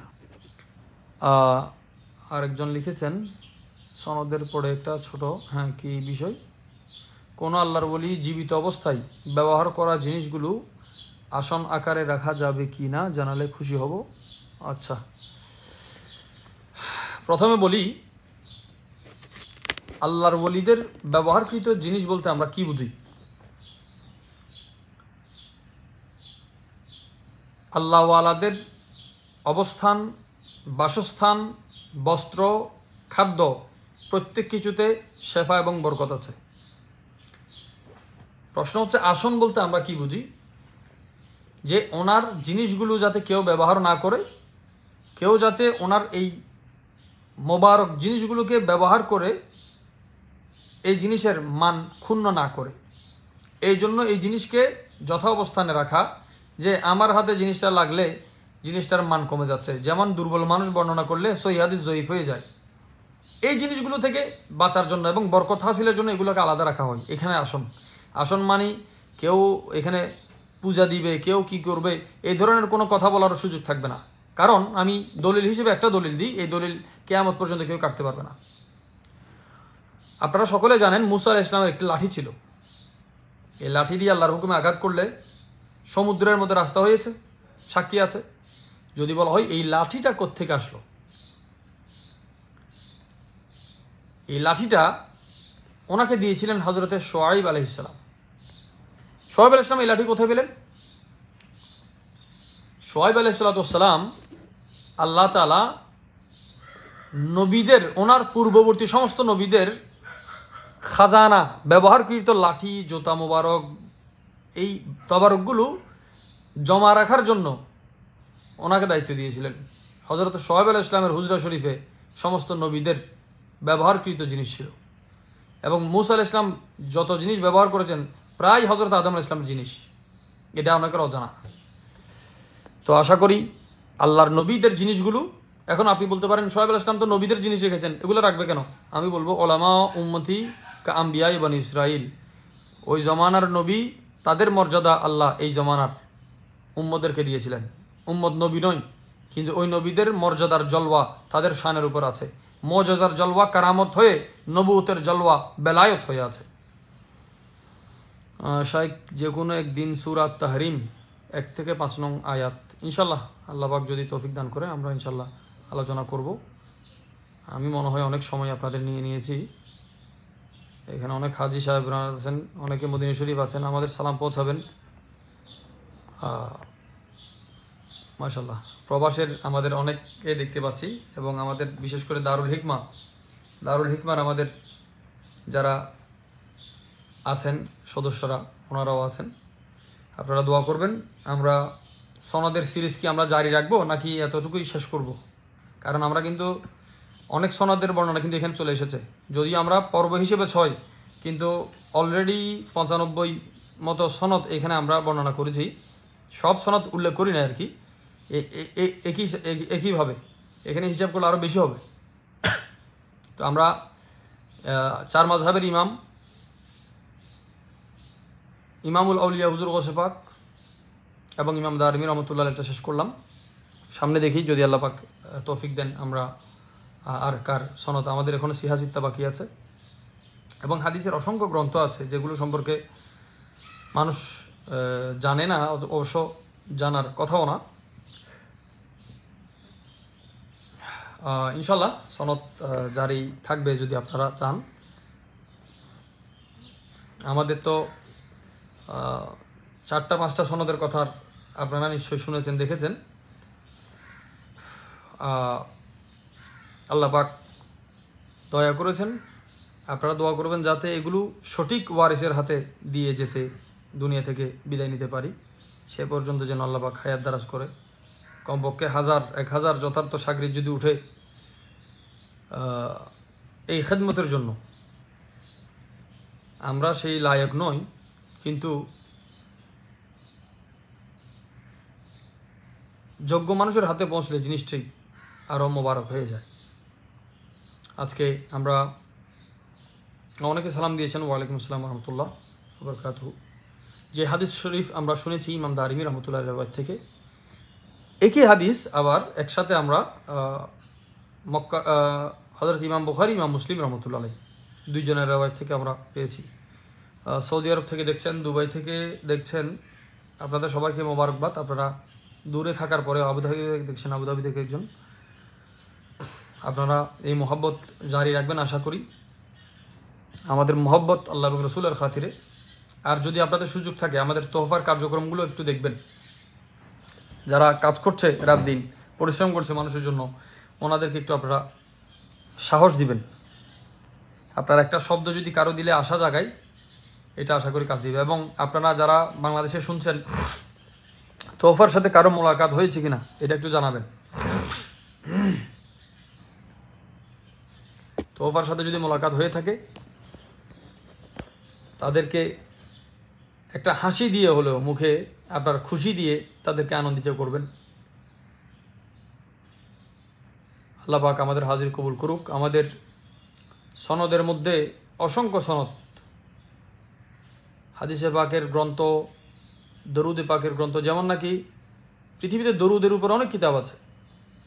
কোন দরুদগুলো সবচেয়ে বেশি মকবুল হয়েছে আল্লাহর পিয়ার হাবিবের দরবারে, তেমন একটি কিতাব হচ্ছে দালাইলুল খায়রাত। একটা কিতাব পড়ে মানুষ বুজুর্গ হয়ে যাচ্ছে। আমরা ইনশাল্লাহ এগুলোর সনদে দিব, যেহেতু কসিদা বুরদার সনদ অনেকেই এখানে দিয়েছি যারা এখানে আমার লাইনে আছেন। তারপর হিজবুল বাহার ইমাম শাহজুলি রহমতুল্লাহ ফয়জানের অনেক কিছু আছে। আমাদের জ্ঞানের জগৎকে আব্দুর রউফ সাহেব সনদ আর একটু বলতে বুঝি নাই, সনদের বিষয়টা ক্লিয়ার করুন। মাশাল্লাহ, আব্দুল সবুর ভাই মদিনা শরীফ থেকে আপনি আছেন তো সুলতান মদিনার দরবারে, আমাদের সালাম পৌঁছাবেন। মদিনা শরীফ আমাদের তোহফা পৌঁছাবে ইনশাল্লাহ। মদিনা শরীফে, মক্কা শরীফে, আজমির শরীফ, দিল্লি। আজকে একটা আপনাদেরকে তথ্য শেয়ার করি। বিরোধীদের ফতোয়ার কোনো শেষ নাই, কিন্তু খাজা গরিব নওয়াজ রহমতুল্লাহ দরবারে এখনও প্রতিদিন 250 কেজি খেজুর লাগে ইফতারে। পুরা মাসে 250 কেজি খাইতে পারে না যারা, তারা ফতোয়া দিচ্ছে। আল্লাহ তাআলা রিজিক তাদেরকে কোত্থেকে দিচ্ছেন দেখুন, সুবহানাল্লাহ। আল্লাহওয়ালাদের দরবারে রিজিক, এই রিজিকের মধ্যে জ্ঞান আছে, ইলম আছে। সনদ ইমাম দারিমি রহমতুল্লাহর সনদ, এখানে আমরা আর লম্বা করব না। মোহাম্মদ আলী ভাই যে মিনহাজের খপ্পর থেকে দূরে থাকুন, সকল সুন্নি জনতাকে পাশে পাবেন। সুন্নি জনতাকে, এটা আমাকে একটু আগে জানতে হবে, কারণ আমাকে খারেজিরা যেমন চিনে, শিয়ারা একই মাপে চিনে। শিয়ারা আমার এই একটা জিনিস মোহাম্মদ আলী ভাই মনে রাখবেন, এই কথাগুলো আপনাদের খুব হালকা করে নিয়েন না, কারণ আকীদার বিষয় আমরা কাউকে ছাড় দিই না। এই হুটহাট করে আরেকজনকে অপবাদ দেওয়া, এই জিনিসগুলো থেকে বিরত থাকতে হবে। কারোর বিষয়ে যদি কোনো সন্দেহ থাকে, সরাসরি ওনার সাথে কথা বলা না পর্যন্ত আপনি, গীবত যেমন হারাম, তার চাইতে বড় হারাম হচ্ছে বহতান। মিনহাজিরা কি করেছে, আপনি ওনাদের সাথে কথা বললে আমার ব্যাপারে জানতে পারবেন। আমাকে অনেকেই কোন চ্যানেল বলতেছে এটা আমি জানি, যে ইরান থেকে টাকা আসে, জমাত থেকে টাকা আসে। এই বহতানগুলো কেউ যদি সিনায় হাত রেখে কসম করে বলতে পারে আমার সামনে, বাস কাফি। আপনাদের যাদের ইমান দুর্বল আছে তারা মিনহাজিদের সাথে বসবেন না, খারেজিদের সাথে বসবেন না, সাথে বসবেন না। আমার কথাটা লিখে রাখেন। আর আমি বসতে পারবো, এটা আমার কনফিডেন্স আছে, এটা আমাদের ইমানের তজল্লি আছে, জামালিয়ত আছে ইনশাল্লাহ। মিনহাজি বসবে। মিনহাজি যদি সুন্নি হয় মোবারকবাদ। মিনহাজির মধ্যে যদি কোনো ধরনের আকিদায় খারাপই থাকে, তার আকিদা আমার দিলে ঢুকবে না, বরং আমার আকিদা যদি শুদ্ধ হয়, আমার আকিদার যদি তেজ থাকে, সে শুধরে নিবে। খারেজির সাথে বসলে খারেজি সুন্নি হতে বাধ্য হবে। আপনারা যারা বলা বলি করেন, আপনাদের হাতে কয়জন মানুষ সুন্নি হয়েছে? মানুষ পরিবর্তনের আপনারা সুযোগ দেন। আমি দেখেছি, আমি এদিন ঢাকা গেলাম, একজনের ব্যাপারে আমাদের এখানে খুব লেখালেখি চলে। আমি ওনাকে সরাসরি জিজ্ঞাসা করেছি, আপনার এই ব্যাপার আপনারা কি দেখি? তিনি আমাকে ক্লিয়ার করলেন, বাস আমি বলছি আলহামদুলিল্লাহ, এতটুকু কাফি। আপনারা নিজেকে মাসুম মনে করবেন না, আর নিজেকে যদি মাসুম মনে করেন কিছু বলার নাই। আরেকজনের আকিদা, কে কোথায় যাবে না যাবে, এই জিনিসগুলো আপনি ডিসাইড করতে পারবেন না। সকল সুন্নি জনতা বলতে আপনি কাকে বুঝাবেন? সুন্নিরা তো এখন নিজের আকিদা সম্পর্কে জানে না। আমি তো দেখতেছি এখন ওয়াহাবি নাই, শিয়া নাই। ওরা ওদের আকিদা জানে না, আমরাও আমাদের আকিদা সম্পর্কে টোটালি আমাদের ধারণা নাই। খপ্পর, আপনি দোয়া করেন যেন তারা আমাদের থেকে বাঁচে, তারা আমাদের থেকে পানা চাইবে। আমরা সৈয়দ তাইফা, জুনায়েদ বাগদাদির মানুষ, খাজা নিজামুদ্দিন মাহবুবিল্লাহর মানুষ, এগুলোকে আমরা ভয় পাই না। আর কোনো সিন্ডিকেটের জন্য আমরা কারোর সাথে মিশি না। আমাদের দিলে কোনো স্বার্থের মহব্বত নাই। আমাদের মহব্বত আমাদের খানকা থেকে সর্বপ্রথম। যখন কারবালার জমিন থেকে বেঈমানির পরেও ইয়াজিদ বাহিনী ফিরে এসেছে, তাকে আশ্রয় দিয়েছিলেন ইমাম জয়নুল আবেদিন রাদিয়াল্লাহু তাআলা। আপনারা সাদাতের ব্যাপারে সাবধান থাকবেন। সাদাত কারো থেকে এলমের মোহতাজ নয়। সুন্নি জনতার পাশে পাবো। আমরা সুন্নিয়তের সরদারদেরকে মাথায় রাখি। হাসনাইন করিমাইন আছেন, সাইয়েদনা সিদ্দিক আকবর রাদিয়াল্লাহু আছেন। হুটহাট করে আল্লাহর ওয়াস্তে আপনারা বহতান দিবেন না, এটা রোজা মুখে বলছি। এবং আমাদের ব্যাপারে যদি কারো আকিদা সম্পর্কে উল্টাপাল্টা কিছু শুনেন, সন্দেহ থাকে, আপনারা সেই দল নিয়ে, সেই বেল্ট নিয়ে, সেই গ্রুপ নিয়ে একসাথে বসেন একই মজলিসে। আমি আবার বলছি, যারা নিজেকে মুখলেস মনে করেন, নিজের আকিদা শুদ্ধ মনে করেন, একটা মোবাহেলা হবে। এই কথার উপর বসবেন রোজা মুখে যে আমার দিলে হিংসা নাই, হিংসা থাকলে আমি ধ্বংস হয়ে যাব, এই কথার উপর বসবেন। আপনার চোখে যারা মুখলেস আছে তাদেরকে নিয়ে বসান, সিনিয়র হোক জুনিয়র হোক, আমরা বসবো ইনশাআল্লাহ। দিন তারিখ ঠিক করেন, দিন তারিখ ঠিক করেন, আপনারা বসেন। জর্রা পরিমাণ কথা হবে এটার উপর। জর্রা পরিমাণ যদি কারো দিলে হিংসা থাকে, ওই হিংসার কারণে মানুষ ধ্বংস হয়ে যাবে। হিংসার কারণে মানুষ ধ্বংস হয়ে যাবে। আহলে সুন্নাত ওয়াল জামাতকে আপনারা রক্ষা করার জন্য নিজের আকীদা এবং আখলাককে রক্ষা করেন। আর যাদের আকীদা বাতিল আছে ওরা আমাকে ভালো করে জানে, যে কারো চিড়া এখানে বিজবে না। আমি যে কথাটা, যে টোন আপনাকে কথা বলছি, তার সাথে কড়া টোনে ওদের সাথে কথা বলছি। আপনার যদি কখনো সুযোগ হয়, আপনি তাদের সিনিয়র কোন এক ডক্টর থেকে জিজ্ঞাসা করে নেবেন যে হযরত আমির মুআবিয়া রাদিয়াল্লাহু তাআলার ব্যাপারে আমরা কি আলোচনা করেছিলাম।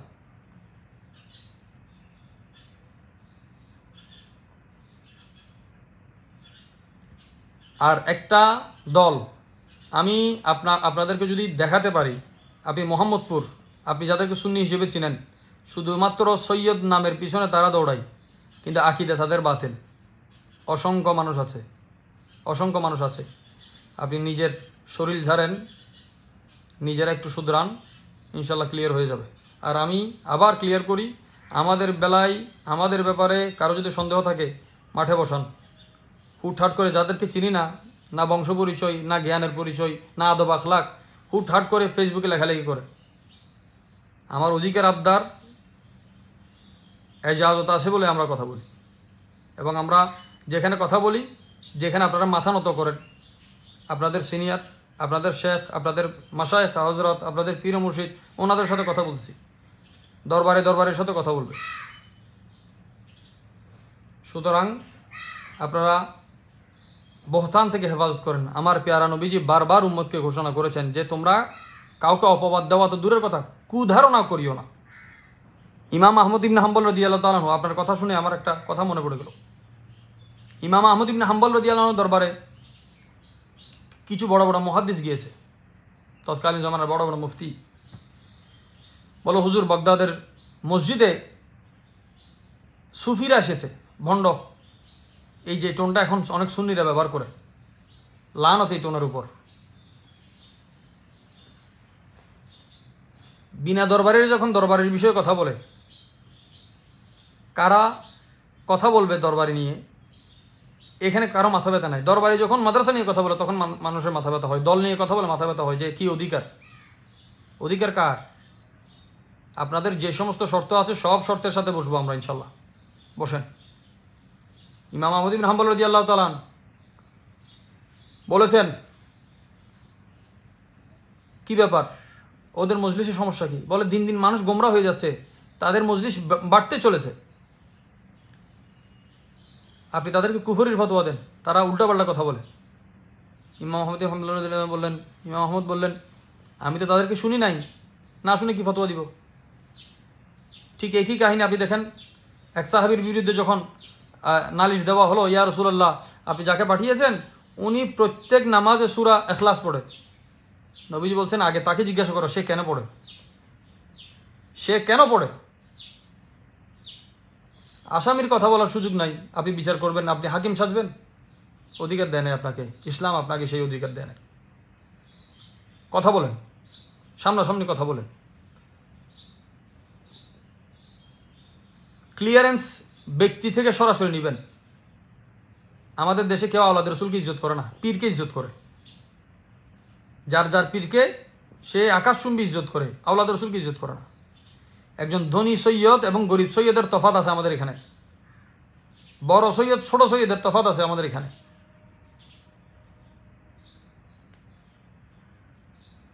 রাসূল করিম সাল্লাল্লাহু আলাইহি ওয়াসাল্লামের শরীয়তকে কত বুজুর্গান দ্বীনের মাধ্যমে সমুন্নত করা হয়েছে দেখুন।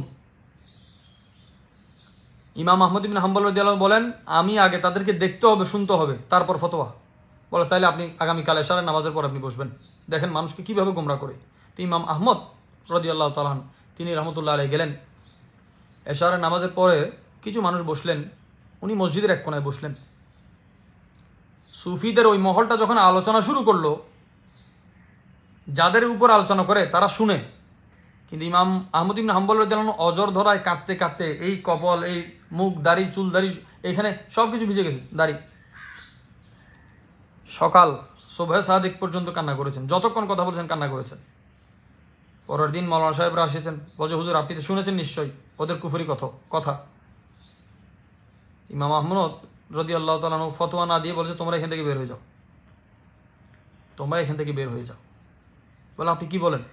তারা যে এত উল্টাপাল্টা কথা বলে আমাদের সমাজে, যেগুলোকে ভণ্ড বলতেছে আর কি। ইমাম আহমদ বললেন আমরা যা পড়ি তারা তা দেখে, আমরা যা পড়ি তারা তা দেখে।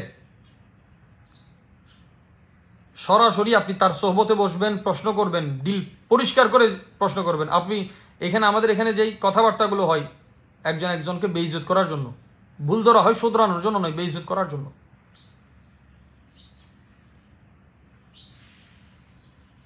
কোনো ব্যক্তির দায় তার বাবাকে যেমন দিবেন না, মুরিদের দায়ও আপনি পীরকে দিয়েন না।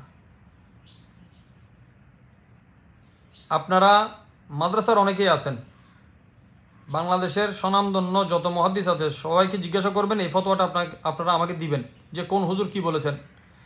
কারো হাদিসের সনদে যদি দেওবন্দি সনদ থাকে ওই সনদ ব্যবহার করা যাবে কি না।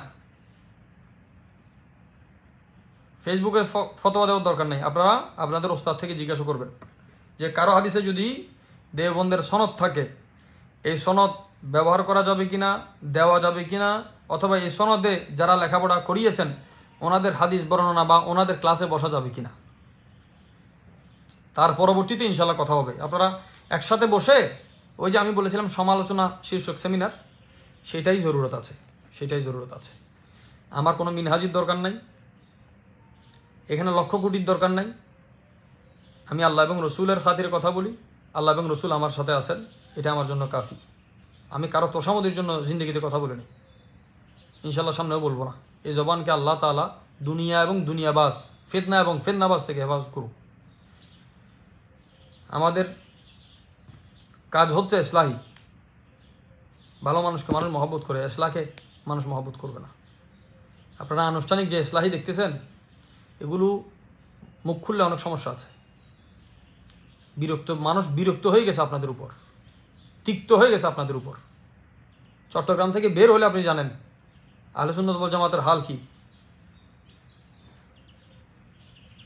নিজে কাজ করেন, বসে কাজ করেন। আমি দেখেছি তো গত 5-6 বছর আগে খুব কড়া মুজাহিদ আমি দেখেছি, 6 বছর পর দেখলাম যে সব লিবারেল হয়ে গেছে।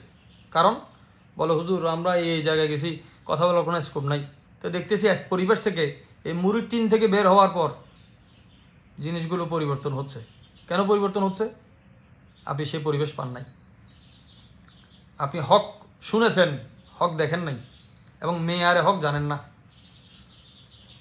আল্লাহর ওয়াস্তে বহতান না দিয়ে বসেন। আমি জানি আপনারা আমাকে সুন্নি হিসেবে চিনেন, কিন্তু অমুকের সাথে কেন আছি, অমুকের সাথে কেন আছি?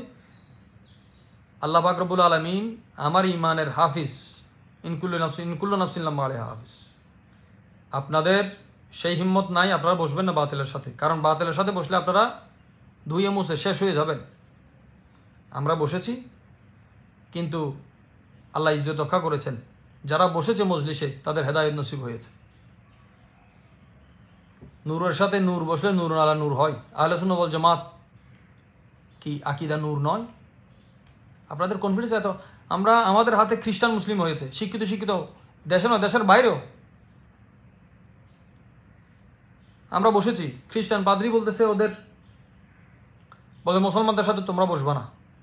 তা আমরা প্রস্তাব দিয়েছি যে আমরা তো আপনাদের সাথে বসলে আমাদের ধর্মের কেউ নিষেধ করে না, আমাদের সাথে বসলে কেন আপনাদের সমস্যা? খ্রিস্টানদের যারা গির্জায় আছে এবং ইহুদিদের যারা ধর্মযাজক আছে ওনাদের কিন্তু এখনো বিধান আছে মুসলমানদের সাথে কাউকে উঠতে বসতে দিবে না, কারণ তাদের একটা ভয় থাকে মুসলমানদের সাথে থাকলে মানুষ গোমরা হয়ে মুসলমান হয়ে যাবে। এটা তো বাতিলের একটা ধরন, যে তার দিলে ভয় থাকবে, সে আপনার সোহবতে আসলে সে হারিয়ে যাবে। নদী সমুদ্রে মিশলে নদী থাকে না সমুদ্র হয়, কতরা সমুদ্রে মিশলে কতরা থাকে না সমুদ্র হয়। আহলে সুন্নাত ওয়াল জামাত এত দামি, এত উসআত, এত নূর নালা নূর, এত ওসি ফারাগাতওয়ালা ইনশারা একটা রাস্তা। শরহে সুদূর আছে না এখানে? আপনারা ভয় পাচ্ছেন কেন? আপনারা বসেন না, আপনার দিলের যে কতরা আছে সেটা তার জাহান থেকে বড়। আপনার দিলের সেই নূর নিয়ে বসেন। যদি আকীদার ব্যাপারে আপনি মজবুত না হন, আকীদা মানে এখানে আপনি জোর করে দলিল দিয়ে মজবুত করে দিবেন তা নয়।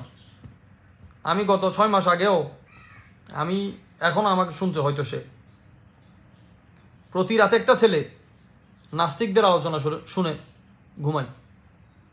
এ মোফাসিল, তারপর আর কে কে কোন কোন নাম শুনতে শুনতে ছেলেটা মেন্টালি সম্পূর্ণ অ্যাথিস্টের ওই রাস্তায় হাঁটছে। আমি উত্তরা 11 নম্বর সেক্টরে বসছি একটা প্রোগ্রাম থেকে আসার পরে। তখন তার নাস্তিকদের তো অনেক ধরনের প্রশ্ন থাকে, এই লাইনের অনেক অনেক ক্যাটাগরির বই পড়েছে। তো আমাদের একজন সদস্য তোফার বলে যে ওনার এই এই সমস্যা আছে, উনি আপনাকে কিছু প্রশ্ন করবে। এখন আমি যদি বলি সে নাস্তিক, এখান থেকে বের হয়ে যেতে বলো, সে হেদায়েত হয়ে যাবে? তার দিলের ভিতরে সন্দেহ ওয়াসওয়াসার তৈরি হচ্ছে। তো আমি বললাম যে ঠিক আছে, তাকে মজলিসে বসাও। আমি সহ নিচে বসলাম সবাই। আমি তাকে কোনো প্রশ্ন করার সুযোগ দিই নাই, তাকে কোনো উত্তরও দিই নাই। আমি শুধু বললাম যে এখানে বসে থাকো। আমাদের আসিফ ছিলেন, আসিফ নিজামি, বলছে একটা নাচ শোনাও। নাচ শরীফ তানাম ফারসুদা জা পারা জে হিজরা ইয়া রাসূলুল্লাহ জে রহমত কুন নজরবার, এই 1-2টা কালাম পড়তে পড়তে আল্লাহ তার দিলকে পরিবর্তন করেছেন। অজর ধারায় সে কাঁদছে। সে কাঁদতে কাঁদতে কাঁদতে কাঁদতে, তা আমি তো তাকে আর কোনো কথা বলি নাই। আমরা মিলাদ কিয়াম করে মুনাজাত করে দিলাম। আমি তার সে কি জন্য আসলো, কোনো প্রশ্ন আছে কিনা, এই ধরনের কোনো কথা বলার সুযোগ দিই নাই। আমি তাকে পরে বিদায় দিলাম যে পরে কথা বলবো। পরের দিন আমি চট্টগ্রাম আসলাম, খবর নিলাম, দেখলাম যে এই মুহূর্ত তাকে আকীদায়ে আহলে সুন্নাত ওয়াল জামাত এবং ইসলামের উসুলের উপর আবার এনে দিয়েছে, রিভার্ট হয়েছে। এক মজলিসে বসা যদি হেদায়েত নসিব হয়, আমার তো সওয়াল জবাব মোনাজারার দরকার নাই। এই কথাগুলো যে আমি বাতিলকে বলবো, কাফেরকে বলবো, দোয়াল্লিন আর মকদুবকে বলবো, এই কথা আজকে আমি সুন্নি ভাইদের সামনে কথা বলতে হচ্ছে। এটা আমার জন্য বড় লজ্জার বিষয়। আপনারা এক গণ্ডি থেকে বের হন। মানুষ কুপমণ্ডক ভাববে। মানুষ কার হাতে কত মানুষ হেদায়েত হয়েছে। আমাদের আলামিন বারিয়া মাদ্রাসা যখন প্রতিষ্ঠা হচ্ছে 1968-তে, এটাতে সুন্নিয়া মাদ্রাসা লেখার কথা ছিল, দাদা নিষেধ করেছেন। বলছে এখানে আমি সুন্নি পড়াবো না, সুন্নি বানাবো। প্রত্যন্ত অঞ্চলে মানুষ আকীদার খেদমত করে যাচ্ছে। মানুষ আশা করে ভালো থেকে ভালো মাদ্রাসায় যাবে, ভালো থেকে ভালো জায়গায় যাবে, দেশে বিদেশে মানুষ যাবে। কিন্তু তৈরি করার মানুষ, আপনার মহল শুদ্ধ আছে, সুন্দর আছে, আপনি বাইরের উজাড় হওয়া সেই বস্তি সেই বাগানের কথা আপনি জানেন না। আর যারা ওই খেজাতে ওই কাটাতে যারা কাজ করে, তাদের কষ্ট বোঝা এত সহজ হবে না। আল্লাহ পাক রব্বুল আলামিন যেখানেই চট্টগ্রামের বাইরে আমরা কাজ করেছি, দেশে এবং দেশের বাইরে কাজ করেছি, আমি এই চট্টগ্রামের এবং এই সামান্য রাজনীতিতে পড়ে থাকা আমার কাজ নয়। আমার বক্তব্য নিয়ে আপনারা অনেকেই কথা বলেছেন। লেখালেখি না করে সেই বিষয়ে সাহস থাকলে বসেন, এবং যারা বসবেন খুব অন্তরফরাগত উদারতা নিয়ে বসবেন। প্রশ্ন আপনাদের হবে, উত্তরও হবে। আর যদি শুধু বসে থেকে চুপচাপ সেটা কাজ হয়, সেটা হবে, কিন্তু সাথে আমারও কিছু প্রশ্নের উত্তর দেওয়ার আপনারা প্রস্তুত থাকবেন। আশা করি আপনাদের জন্য এটা কাফি হবে। আমরা কথা বলেছি, আমার সিনিয়র, আমার ওস্তাদ সমতুল্য অসংখ্য ওলামায়ে কেরাম অ্যাপ্রিসিয়েট করেছেন, কথা বলেছেন। অনেকে ফেসবুকে বিরুদ্ধে রেখেছেন।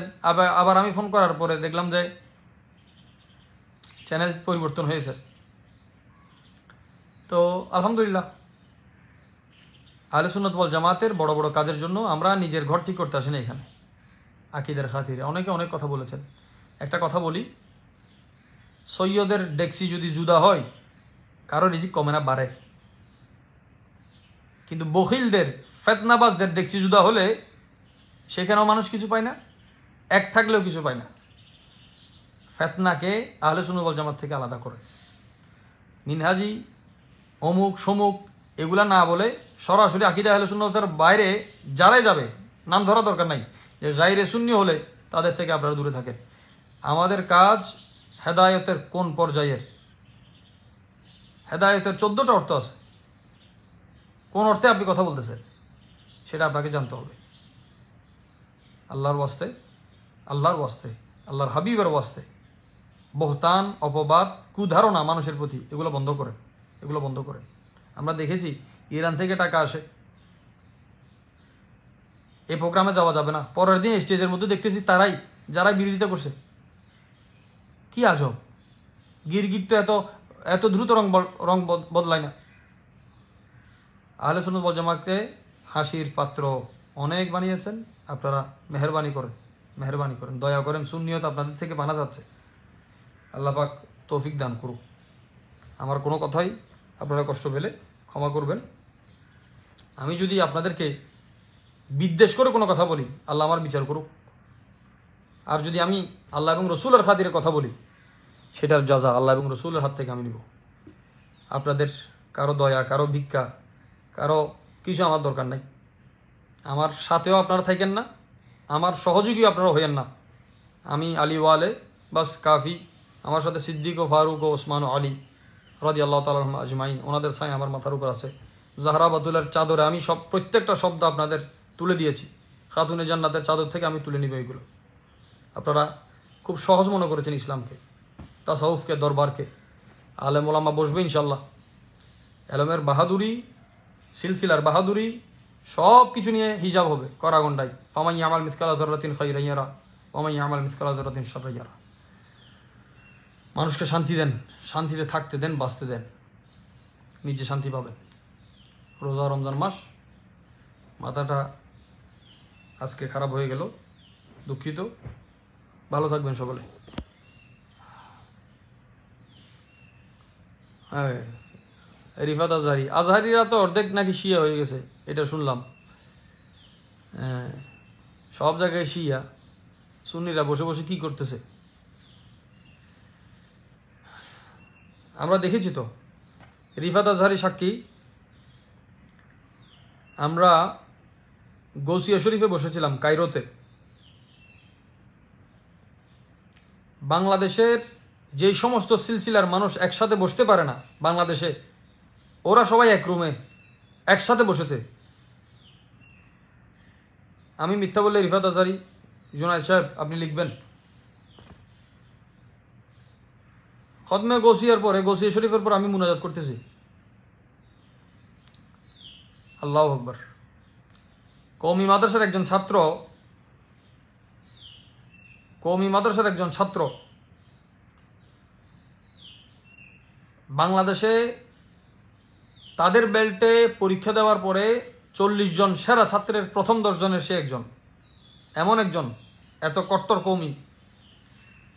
আমি দেখলাম সে কান্না করতেছে। সে পরের দিন আমাকে, ওর দাররাস একটা জায়গা আছে সেখানে ধরেছে। তার দিল থেকে একজন মানুষ পরিবর্তন হওয়ার জন্য কী লাগে?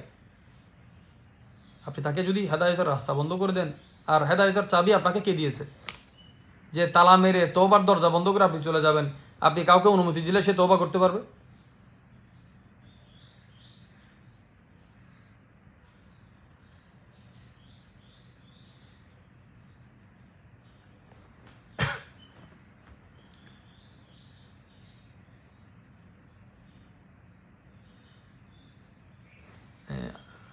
সাব্বির আল আবিদি সাহেব, আমার চোখে একটু ডিস্টার্ব করতেছে। ইমাম বুখারী রহমতুল্লাহ আলাইহির, ইমাম বুখারী রহমতুল্লাহ থেকে বড় বড় আলেম অবশ্যই ছিলেন। আর প্রত্যেক বড় আলেম যে মুজাদ্দিদ হবেন এমন কোনো কথা নেই। মুজাদ্দিদের কাজ আলাদা। আমাদের যে তবকাগুলো আছে, আমি প্রথম না দ্বিতীয় দরসে বলেছি, এটা হয়তো আপনারা শুনেছেন কিনা জানি না, যে ওলামাদের ক্লাসিফিকেশন এবং ওনাদের মঞ্জিলগুলো কেউ এখন টার্মগুলো কেউ ব্যবহার করে না। এখন আছে কুতুবুল আকতাব, কুতুব, গৌসে জামান, মুজাদ্দিদ, এতটুকুর মধ্যে সীমাবদ্ধ। কিন্তু যেই ক্যাটাগরিগুলো আছে এগুলো ব্যবহার করা হচ্ছে না। আল্লামা সৈয়দ আবদ শাহ মাদানী রহমতুল্লাহ আলাই, জি,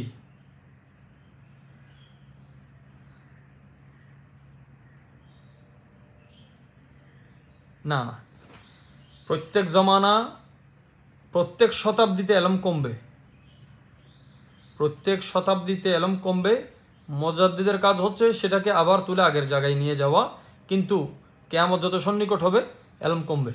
যেমন নাকি এই জমানার সমস্ত আলেমের এলম গত শতাব্দীর আলেমের কাছে সীমাবদ্ধ, আবার উনি ওনার এই উপরের তবকাতে যাবে, উপরের তবকাতে যাবে, এবং মুজাদ্দিদের বিষয়ে অনেক আলোচনা আছে ইনশাল্লাহ। এগুলা এই তসদিদের বিষয়ে যারা কাজ করেন এবং অসংখ্য স্কলার এখন দেখতে পাচ্ছি মাশাল্লাহ, ওনাদের সাথে আমরা বসলে কোনো একটা যে মুজাদ্দিদের জমানা কখন থেকে শুরু হবে আপনি কিভাবে বুঝবেন তিনি মুজাদ্দিদ? এখন তো মুরিদ পীরকে লকব দেয়, একসময় উপর থেকে আসতে লকব, এখন নিচ থেকে উঠতেছে না। তো সুতরাং জানার বিষয় আছে। আবুল শাহ মুজাদ্দিদি রহমতুল্লাহ আলাই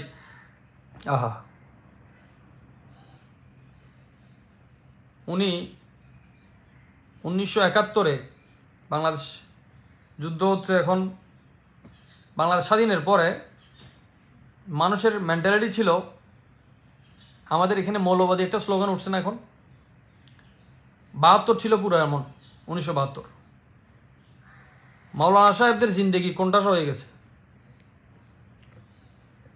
বাংলাদেশের সর্বপ্রথম আহলে সুন্নাত ওয়াল জামাতের প্রোগ্রাম হয়েছে 1972-এ। সম্পূর্ণ প্রোগ্রাম অ্যারেঞ্জে ছিলেন আমার দাদা হুজুর শাহজিবির রহমতুল্লাহ আলাই। ওনার অর্থায়ন, ওনার পরিকল্পনা। এই মজলিসে মেহমানে আলা কে ছিলেন? হযরত আবুল শাহ মুজাদ্দিদি রহমতুল্লাহ আলাই। দেখেন কত আন্তরিকতা, কত মহব্বত। এবং ইমাম আহলে সুন্নাত আল্লামা হাশিমি রহমতুল্লাহ আলাই। এই প্রথম ওলামায়ে কেরামদেরকে ফ্লোরে আনা হয়েছে।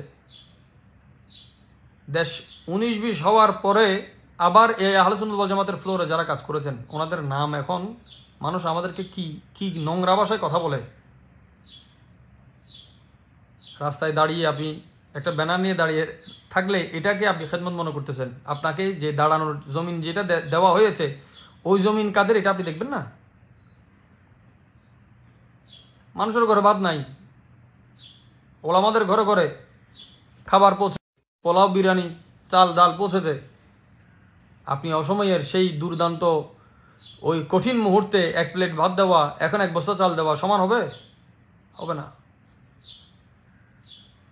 আবুল শাহ মুজাদ্দিদি রহমতুল্লাহ আলাইহির ব্যাপারে প্রসিদ্ধ একটা মত আছে, এগুলো আসলে এখন বলা দরকার। উনি এক মোনাজারায় গেলেন, যদি আমার ভুল না হয় ইলিয়াটগঞ্জের ওদিকে কোথাও, হোমনার ওদিকে মোনাজার হচ্ছে আরেকজনের সাথে। তো ওই রাস্তা দিয়ে তিনি খবর পাওয়ার পরে যাচ্ছেন, দেখে যে সালাতুস সালামের বিষয়ে এমন একটা ঝামেলা লাগছে যে যিনি মোনাজারায় বসেছেন সুন্নি জামাতের উনি কণ্ঠাস হয়ে যাচ্ছেন বাতিলের যুক্তির সামনে। আবুল শাহ মুজাদ্দিদি রহমতুল্লাহ গেলেন সরকার দু আলমের নির্দেশে, গিয়ে বলো যে কি ব্যাপার? বলছে হুজুর এই এবারত, বলছে এটা তো অমুক পৃষ্ঠায় আছে।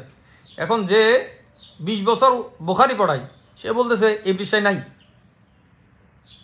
ও তো বুখারী পড়াই। হজরতে আবুল শাহ মুজাদ্দিদি রহমতুল্লাহ বলছে খোলো, খুলে দেখতে পাচ্ছেন সে যেই জায়গায় উনি ইশারা করেছেন ওই জায়গায় ওই এবারতটা আছে।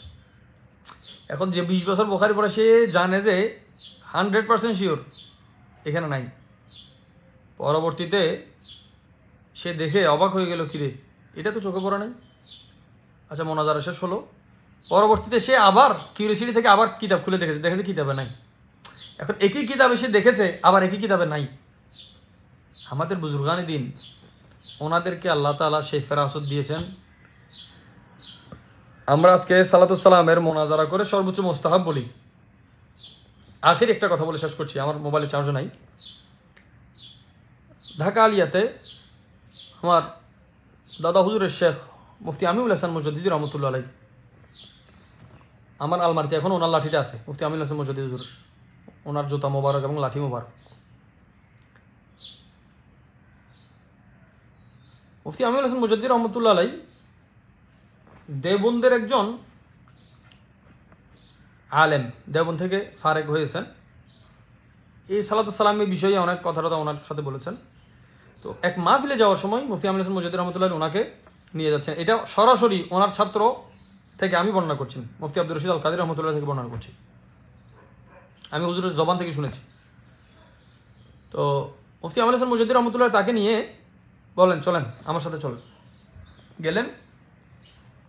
সেই জায়গায় তিনি মিলাদ কিয়াম করেছেন এবং মিলাদ কিয়ামের যারা সালাতুস সালামের বিরোধী আছে ওই আলেমও দাঁড়িয়ে গেলেন।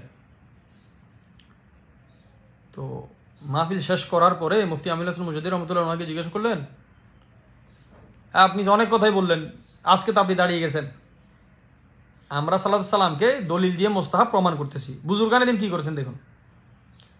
সাথে গেলেন একটা প্রোগ্রামে, যে উনি দাঁড়ানোর পরে ওই কওমি আলেমটা দাঁড়িয়ে গেল। দাঁড়ানোর পর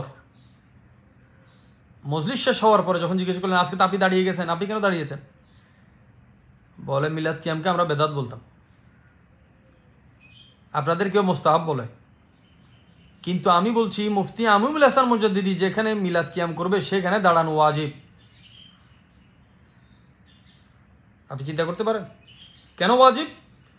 বলে আপনি যতক্ষণ সরকার দু আলমকে সালাম দিয়েছেন আমি হুজুরের দিদার নসিব হয়েছে। কই মুনাজির, কই আলেম, কই মুহাদ্দিস, সেই লুৎফ কোথায়? আমি গত দর্শে বলেছি ঈমানের জরুরত না থাকলে আপনি কোনো খারাপ মানুষের সাথে বসবেন না, কারণ একজন শরাবির সাথে বসলে যদি আপনি শরাবি হওয়ার সম্ভাবনা থাকে আপনি বসা আপনার জন্য জায়েজ নেই। আর আপনি বসলে যদি তার শরাবন জাহুলা থেকে শরাবন তাহুরা পাওয়ার, জান্নাতি শরাব পাওয়ার তাকে একটা রাস্তা দিতে পারেন, এটা আপনার জন্য বড় বেহতর। আশা করি সবার জন্য ক্লিয়ার। অসংখ্য ধন্যবাদ।